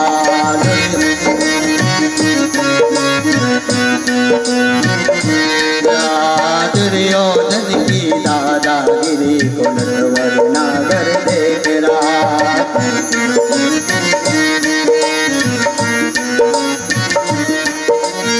पल में उसने भारत कराई, लीला प्रभु भर की देखो, जिसने जिस संग दगा किया उसका कर देखो। दगा किसी का सगा नहीं है, किया नहीं करके देखो, जिसने जिस संग दगा किया उसी का बिगड़ा कर देखो। दगा किसी का सगा नहीं है, किया नहीं तो कर देखो, जिसने जिस संग दगा किया जिसने संग लगा दिया उसे कब बिगड़ा कर देखो। जिसने संग लगा दिया बोले भक्त वत्सल भगवान की। ऐसे एक आध उदाहरण नहीं, सैकड़ों उदाहरण पड़े। कहते हैं कि हम दूसरे के लिए अगर कांटे बोते हैं तो परमात्मा हमारे लिए त्रिशूल तैयार रखता है। इसलिए कभी भी किसी के साथ मारे गए। और 100 अचेत अवस्था में पड़ा है, कौओं को कुत्तों को भगा भगा करके त्रस्त हो गया दुर्योधन। अश्वत्थामा आया, कहने लगा भाई मैंने तेरी वह कीर्ति देखी कि तेरे एक बार आवाज लगाने में पूरे कुरुवंश की सेना उथल पुथल हो जाती थी। मखमल के गद्दे गुदगुदों पर सोता था तू, आज इस भूमि पर पड़ा हुआ है जिसमें असहाय कष्ट तुझे हो रहा, क्योंकि माया का की नाम भाई। ये सब समय समय की बात है भाई। लेकिन दुर्योधन कहने लगा मित्र, अरे मुझे इसका दुख नहीं कि मैं मर रहा हूं, मुझे दुख केवल एक ही बात का है कि मैं मर रहा हूं, मेरे पूरे भाई मारे जा चुके हैं, लेकिन पांडव 5 के 5 जीवित हैं, उनमें से एक भी नहीं मरा। अगर उनमें से एक भी कम हो जाता तो मैं चैन से मर सकता था। बोली राधे। अश्वत्थामा ने कहा कि मित्र तुम क्यों चिंता करते हो, सुबह नहीं होने दूंगा, 5 पांडव तुम्हारे सामने उनकी शीश लाकर रख दूंगा। महाराज लेकिन ऐसे पांडवों से जीत नहीं सकता। काक उलूक न्याय का आश्रय लिया और रात्रि के समय पांडवों के शिविर में घुस गया। लेकिन भगवान कहते हैं ना, जाको राखे साइया मार सके ना कोई, और बाल न बात कर सके जो जग में हो। जिसके रक्षक स्वयं परमात्मा हो उसका कोई क्या बिगाड़ सकता है। भगवान कहने लगे अरे पांडवों, क्या आज विजयश्री की रात्रि है, ऐसे सोने में व्यर्थ गवा दोगे? आज तो उत्साह मनाना चाहिए, आज उत्साह की रात्रि है। देखो जो विजय प्राप्त करता है वो तो उत्साह मनाता ही है, लेकिन आजकल देख लो विजय कोई और हुआ, गांव-गांव में पटाखे फूटते हैं। बुरी राधे। अच्छा वह व्यक्ति भी पटाखे फोड़ देता है जिससे उसको कोई प्रयोजन ही नहीं पड़ता जीवन पर्यंत, और वो उसकी खुशी मनाता है कि जीत गया, और वो उसको पहचानेगा ही नहीं। राधे राधे। चुनाव में ऐसे दृश्य देखने को मिलते हैं। कहते हैं ना बेगानी शादी में अब्दुल्ला दीवाना, ऐसे ऐसे दृश्य मिलते हैं देखने में। तो विजयश्री की रात्रि है, ऐसे ही थोड़ी कपा देंगे, चलो कहीं उत्सव मनाते हैं, भगवान लेकर चले गए। इधर अश्वत्थामा रात्रि में घुसा और द्रौपदी के पांचों पुत्र जो 5 पांडवों के द्वारा प्रदान किए गए थे, उनके 5 के मस्तक काट करके अश्वत्थामा के पास ले गए। अश्वत्थामा बड़ा दुखित होकर के कहा देख मित्र, तूने एक पांडव की बात की थी, मैं 5 के 5 पांडवों को तेरे सामने मार कर ले आया, सब किसी से पड़े।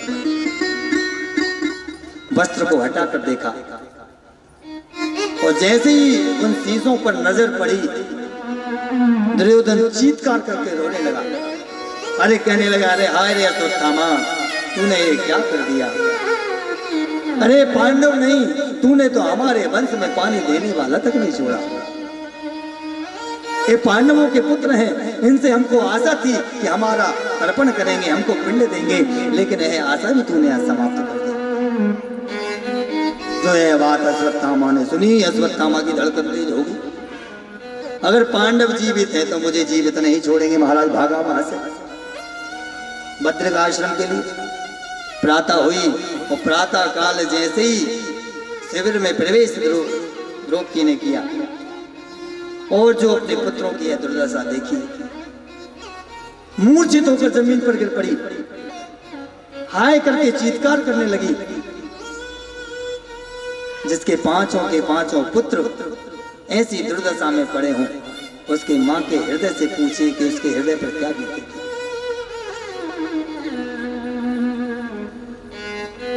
महाराज जब स्थिति देखी तो तुरंत ही अर्जुन ने प्रतिज्ञा कर ली कि अरे देवी तुम चिंता मत करो, आज रात्रि नहीं होने दूंगा और इन पुत्रों का हत्यारा तुम्हारे सामने ला करके मैं तुम्हारे सामने दंड दूंगा। अर्जुन गांडी उठा करके भागता है तो भगवान रोकते हैं, रुको मैं भी साथ चलता हूं। अर्जुन के रथ को परमात्मा ने संभाला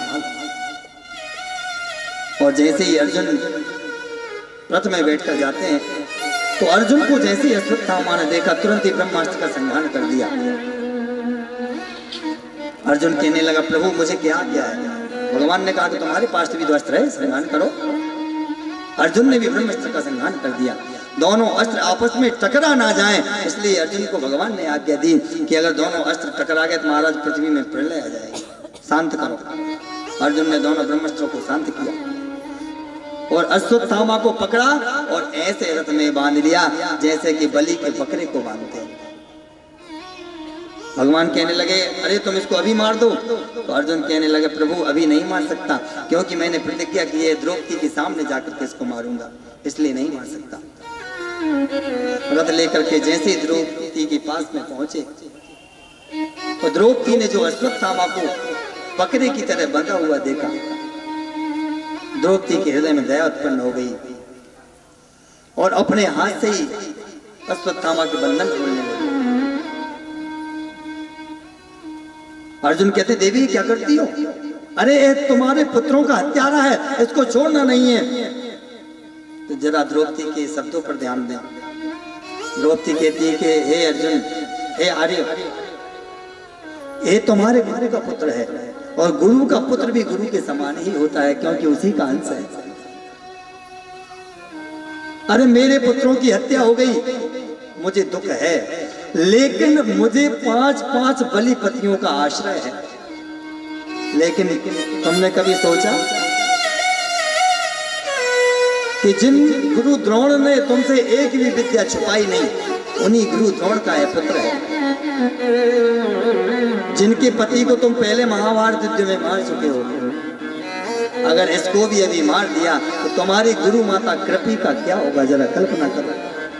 मैं नहीं चाहती कि जो दुख पुत्र के वियोग का मैं सहन कर रही हूं, मेरी गुरु माता भी उस दुख को सहन कर सके। पुत्र का वियोग क्या होता है मैं भली भांति समझ गई, इसलिए तुम इसको मत मारो। अर्जुन कहते हैं मत्तम प्रमत्तम सुक्तम बालम स्त्रियम जनम प्रपन्न विरतम धीतम नारकम हंति धर।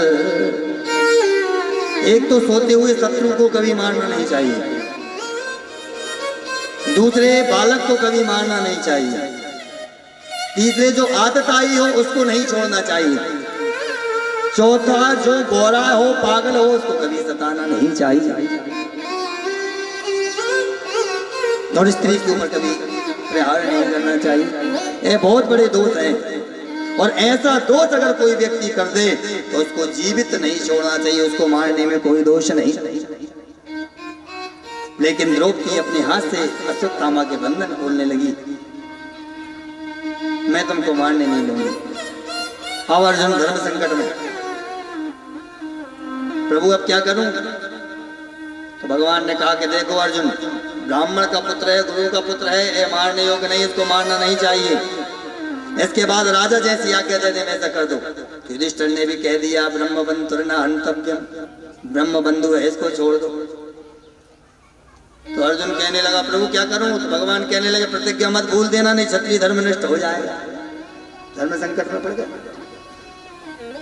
तो क्या करें? तो अर्जुन ने भी गीता का उपदेश सुना था, तुरंत याद आ गई। आज्ञा भंगो नरेन्द्राणां विप्राणां मादकं पृथक् संयात स्त्रीणां मशस्त्रो विदितो बला। शास्त्रों ने पद बताए राजा को मार नहीं सकते, लेकिन उसकी आज्ञा का उल्लंघन कर सकते। जो वो कहे उसको बुलाना दे दो, निकल लो। जब जब उस बात को याद करेगा तब तक अपने आप को मरा हुआ समझेगा। दूसरा, किसी माननीय पुरुष का आप अपमान कर दो।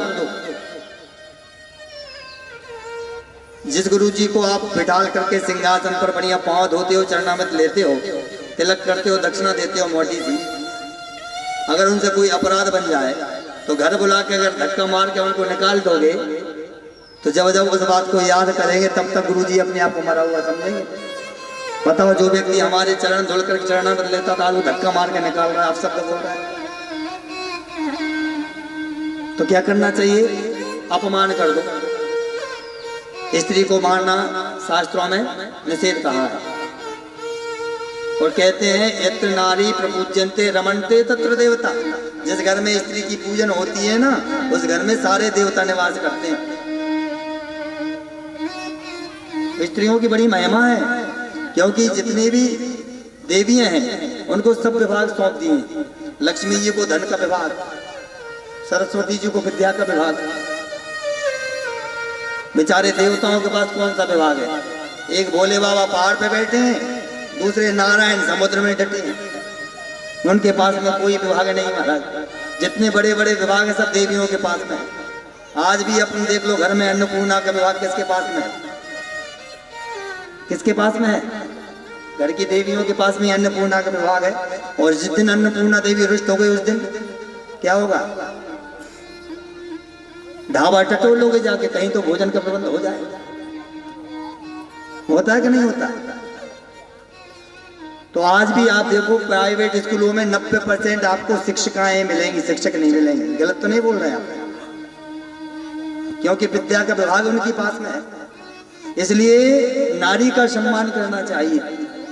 अगर उससे कोई गलती बन जाए, बहुत बड़ी, छोटी मोटी गलती के लिए नहीं कहा, बहुत बड़ी जब गलती बन जाए तो उसके लिए क्या कर देना? पृथक संयाचनारीणाम, बोरिया बिस्तर बंधवा दो। निकलो भैया, तुम्हारी मंजिल अलग हमारी अलग, तुम्हारी हमारी बनती नहीं, तुम अलग रहो हम अलग रहेंगे। जब जब इस बात को नारी याद करेगी तब तक अपने को मरा हुआ समझेगी। लेकिन ज्यादा भी छोटी मोटी गलतियों पे ऐसा दंड नहीं देना है, नहीं तो थाना कचहरी एक करवा देगी, देर नहीं लगेगी महाराज, क्योंकि पूरा शासन उन्हीं का है। बोली राधे, पूरी धान ठिकाने लगवा देगी कोर्ट में। बोले भक्त वत्सल भगवान की, फिर होते रहना परेशान। तो ये छोटी मोटी गलती की नहीं, जब बहुत बड़ा अपराध बन जाए उसके लिए तो तुरंत ही जब याद आया अर्जुन को तो अश्वत्थामा के मस्तक से चमचमाती मणि को उसके बाण की नोक से निकाला और धक्के मारकर शिविर से बाहर निकाल दिया। अश्वत्थामा को बड़ा बुरा लगा। मेरा नाम भी अश्वत्थामा नहीं, अगर तुम्हारे कुल में एक कुल दीपक भी छोड़ दिया। तुरंत ही ब्रह्मास्त्र का संहार कर दिया और ब्रह्मास्त्र का संहार किया महाराज। उत्तरा के गर्भ पर आज भगवान जाना चाहते हैं। कहते हैं ना, कोई संत कहते हैं, संभावित कहूँ अपोज सिलाहू, संभावित अपजस नाहू, संभावित अपोज सिलाहू, संभावित कहो अपजस नाहू, मरण कोटि समाधान दाहू।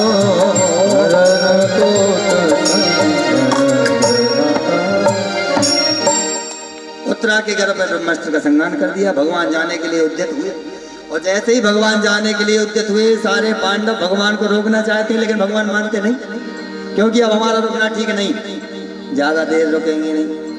तो आज भगवान जाने के लिए उद्यत हुए और भगवान जैसे ही जाने लगे तो तभी क्या देखते हैं कि एक देवी चीत पुकार करती हुई दौड़ी चली आती है।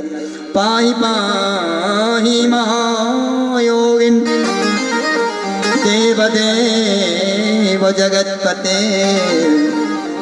नान्यं तद्भयं वश्ये यत्र मृत्यु परस्पर। हे प्रभु मेरी रक्षा करो, हे प्रभु मेरी रक्षा करो, और चरणों में लौट गई। और सब लोगों ने देखा कौन आ रही, तो देखा कि पांडवों की कुलवधू उत्तरा दौड़ी चली आ रही है। देखो द्रौपदी ने भी भगवान से पुकार की, लेकिन कब की? पहले पतियों से पुकार की जब कोई सहारा ना मिला, गुरुजनों से पुकार की कोई सहारा ना मिला, राजा से पुकार की कोई सहारा ना मिला, फिर गए कहाँ? भगवान की शरण में, तब अक्षय वस्त्र प्रदान किया। लेकिन उत्तरा को पूरा याद था कि मेरे पास इतना समय नहीं, मैं सबके हाथ पैर जोड़ते फिरूं, मैं उसी के हाथ जाकर जोड़ूंगी कि जिस मेरी सास की जिसने सहायता की। भगवान के चरणों में लौट गई।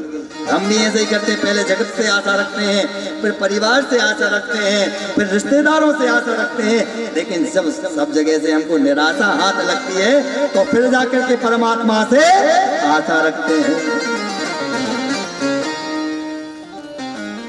महाराज परमात्मा की शरण में गई और कहती है कि प्रभु मुझे मेरी चिंता नहीं, मैं अभी मर जाऊंगा, मुझे चिंता तो केवल मेरे गर्भ की है, क्योंकि अगर वह गर्भ नष्ट हो जाएगा तो पांडवों के कुल ही समूल नष्ट हो जाएगा। भगवान समझ गए, अगर उत्तरा कहती मेरी रक्षा करो तो भगवान उसकी रक्षा करते, लेकिन गर्भ की कोई गारंटी नहीं। लेकिन अगर गर्भ की रक्षा करना है तो पहले माता की रक्षा करना पड़ेगी। तो भगवान छोटा सा अंगूठे बराबर रूप धारण करते हैं और उत्तरा के गर्भ में प्रविष्ट हो जाते हैं। बोली राधे। और भगवान ने अपनी गदा को ऐसा घुमाया कि नन्हे से शिशु को यह भी पता नहीं पड़ पाया कि चक्र है कि गदा। सोचते रह गए। इतने में भगवान ने उस ब्रह्मास्त्र को शांत किया और बाहर निकल गए।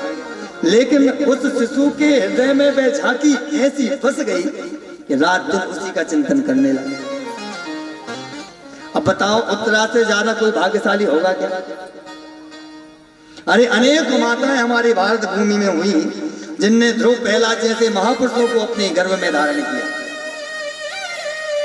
भक्तों को धारण किया। अनेक माताएं ऐसी हुई इस भारत भूमि में जिनने राम कृष्ण वामन जी को अपने गर्भ में धारण किया। लेकिन धन्य है आज उत्तरा जिसके गर्भ में भक्त और भगवान दोनों ही विराजमान हैं।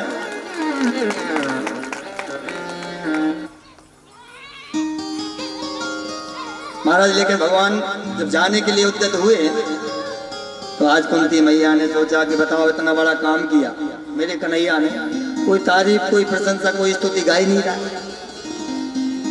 तो तुरंत ही कुंती मैया हाथ जोड़ करके आई और कहने लगी प्रभु आपको प्रणाम करती हूँ। तो भगवान कहले मैया बुआ ये क्या कर रही हो? अरे मैं भतीजा हूँ आपका, मुझे प्रणाम करना चाहिए, आप मुझे क्यों प्रणाम कर रही हो? कुंती मैया कहती देख कन्हैया अब तू मेरी आंखों पर माया का पर्दा मत डाल। अरे मुझे वह वस्तु प्रदान तूने की जो तेरी मैया देवकी को भी नहीं प्राप्त हुई। भगवान कहने लगे क्या? कहने लगे तेरे मैया देवकी के 6 पुत्र कंस ने मार डाले, तो कभी बचाने गया? पर जो परेशानी आई कि द्वारका से दौड़ा आ गया, आया कि नहीं आया? और तो और महाराज शत्रु भी बाहर का नहीं घर में ही बैठा है। बाहर के शत्रु से बचना सरल है, लेकिन शत्रु कदाचित घर में दुबका बैठा हुआ तो कहां तक बचोगे? बच पाओगे? कदाचित बच नहीं सकते।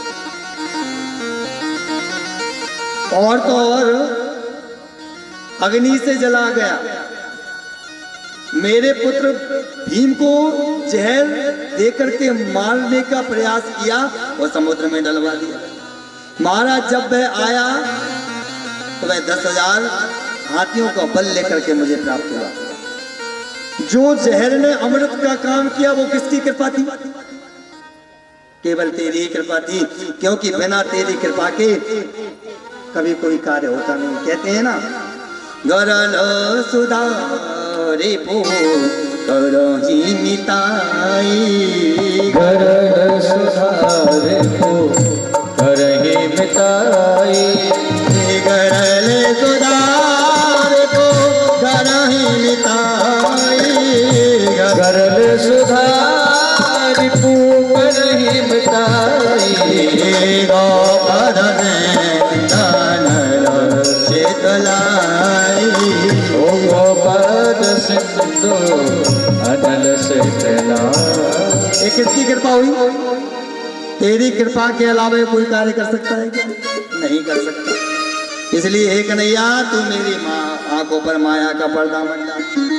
और हिडम्बासुर जैसे राक्षस से तूने मेरे पुत्रों की रक्षा की, जटासुर जैसे भयंकर राक्षसों से तूने मेरे पुत्रों की रक्षा की। और तो और एक दिन दुर्योधन की बात मानकर दुर्वासा ऋषि पधारे। अब दुर्वासा ऋषि को कोई संतुष्ट कर सकता था कि भोजन करा कर, जब कुछ बचा ही नहीं फिर क्या होगा। लेकिन तेरी कृपा हुई, उस आधे कण के चावल से पूरी त्रिलोकी पुष्ट हो गई।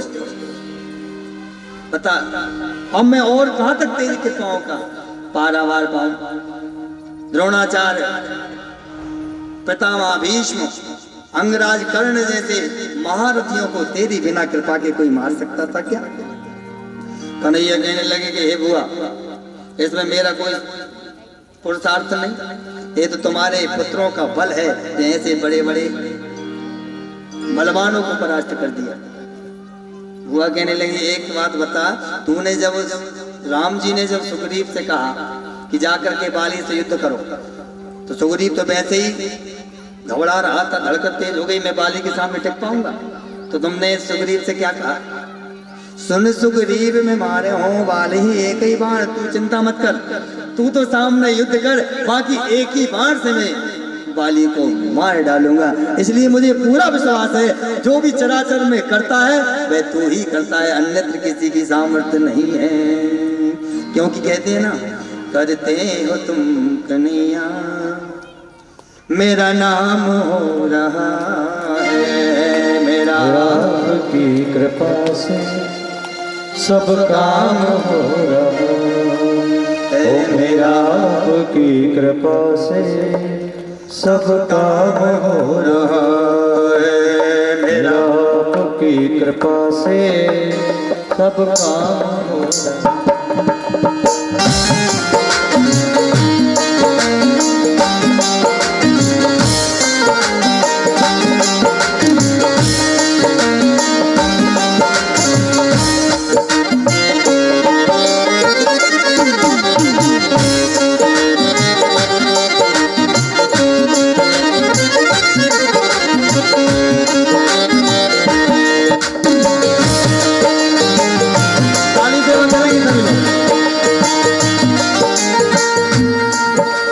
पतवार के बिना ही मेरी नाव चल रही है, पतवार के बिना ही मेरी नाव चल रही है, हैरान है जमाना मंजिल भी मिल रही है, हैरान है जमाना मंजिल भी मिल।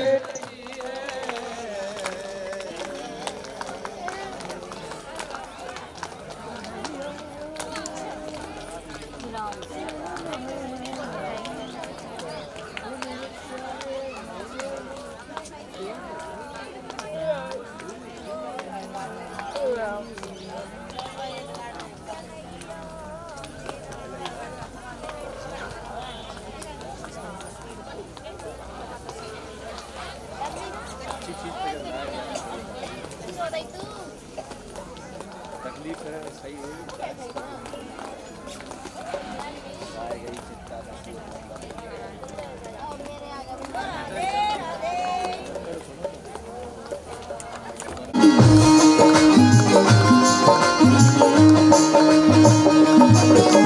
तुम साथ हो जो मेरे, किस चीज की कमी है, तुम साथ हो जो मेरे, किस चीज की कमी है, किसी और चीज की अब दरकार भी नहीं है, किसी चीज और की अब गुलफाम हो रहा है, आपकी कृपा से सब काम हो रहा है।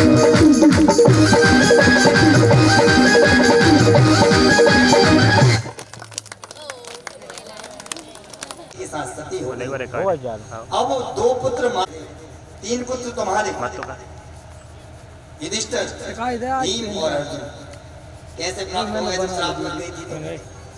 अरे वो तो भला होता है, जो उनने तुमको एक मंत्र दिया और कहा कि जिस देवता का मंत्र उच्चारण करोगे देवताओं को बुलाओगे वही देवता आकर के तुम्हारे मनोरथ को सिद्ध करेगा।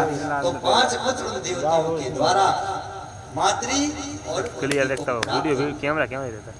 अब 5 पुत्रों की जिम्मेदारी तुम्हारे ऊपर। एक विधवा स्त्री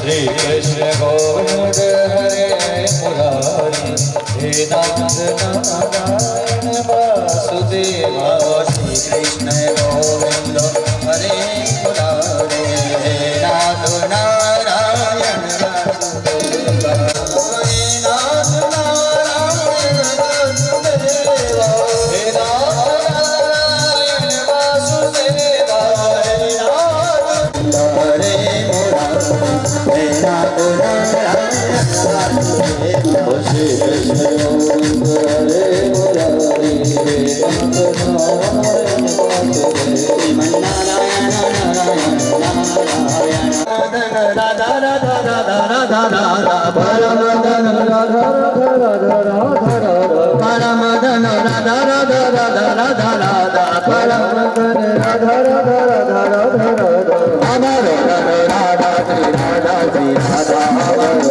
राधा।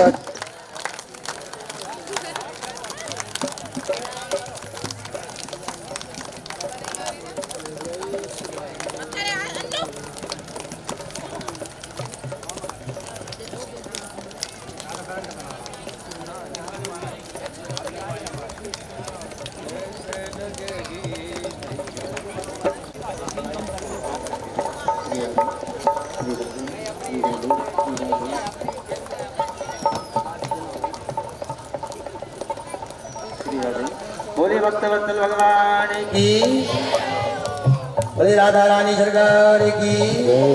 सभी लोग अपने अपने स्थान पर खड़े हो जाएं। भगवान की मंगलमयी आरती।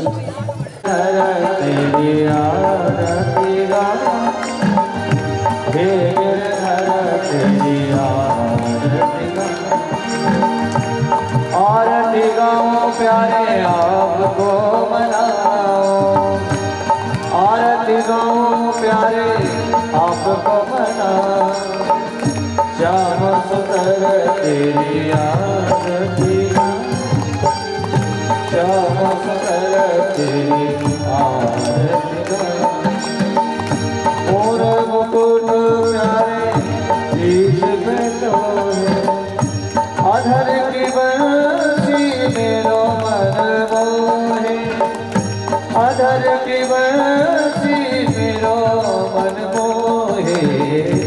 दीर्घ युगल छवि भजी भजी जाऊं, शिवों में शीश नवाऊं, कुंज बिहारी तेरी आरती गाऊं। श्री हरिदास के प्यारे तुम हो, मेरे मान जीवन धन हो, ओ मेरे मान जीवन धन। प्यारी छवि मेरे मन में बसा, निकुंज बिहारी तेरी आरती गाऊं। संग सोहे वृष भान दुलारी, ललिता विशाखा सखियां सारी, ललिता विशाखा सखियां सारी, ललिता विशाखा सखियां सारी। ऐसी छवि पे मैं तो बलि बलि जाऊं, ऐसी छवि पे मैं तो बलि बलि जाऊं। बाकी बिहारी तेरी आरती गाऊं। ओम जय अम्बे गौरी मैया, जय श्यामा गौरी। तुम रोने से दिन धावत, मैया जी को सदा मनावत। हरि ब्रह्मा शिवरी, ओम जय अम्बे गौरी।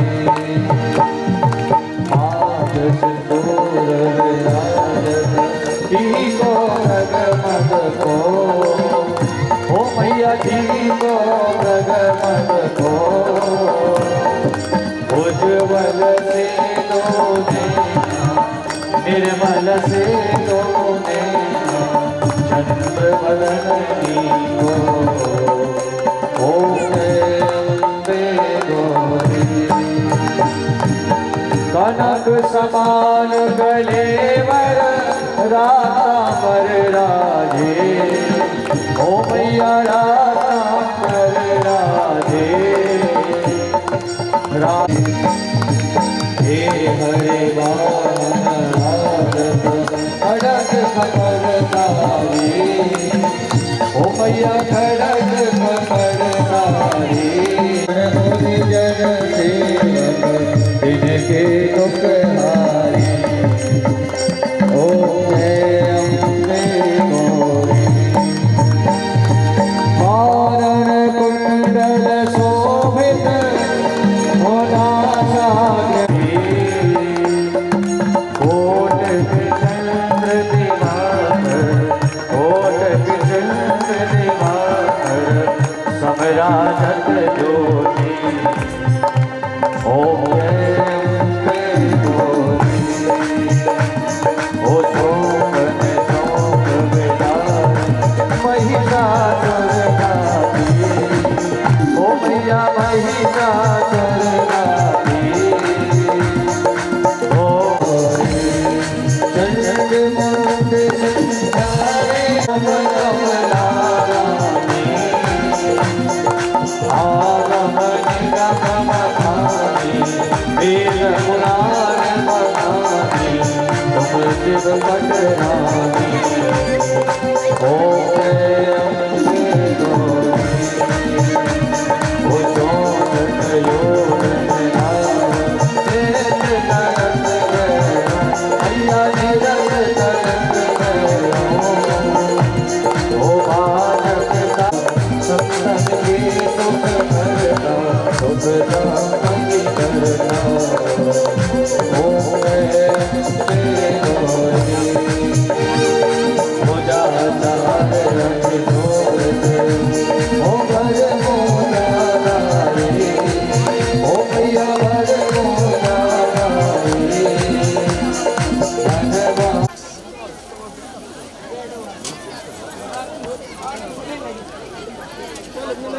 अरे बैठा नहीं बैठ खड़े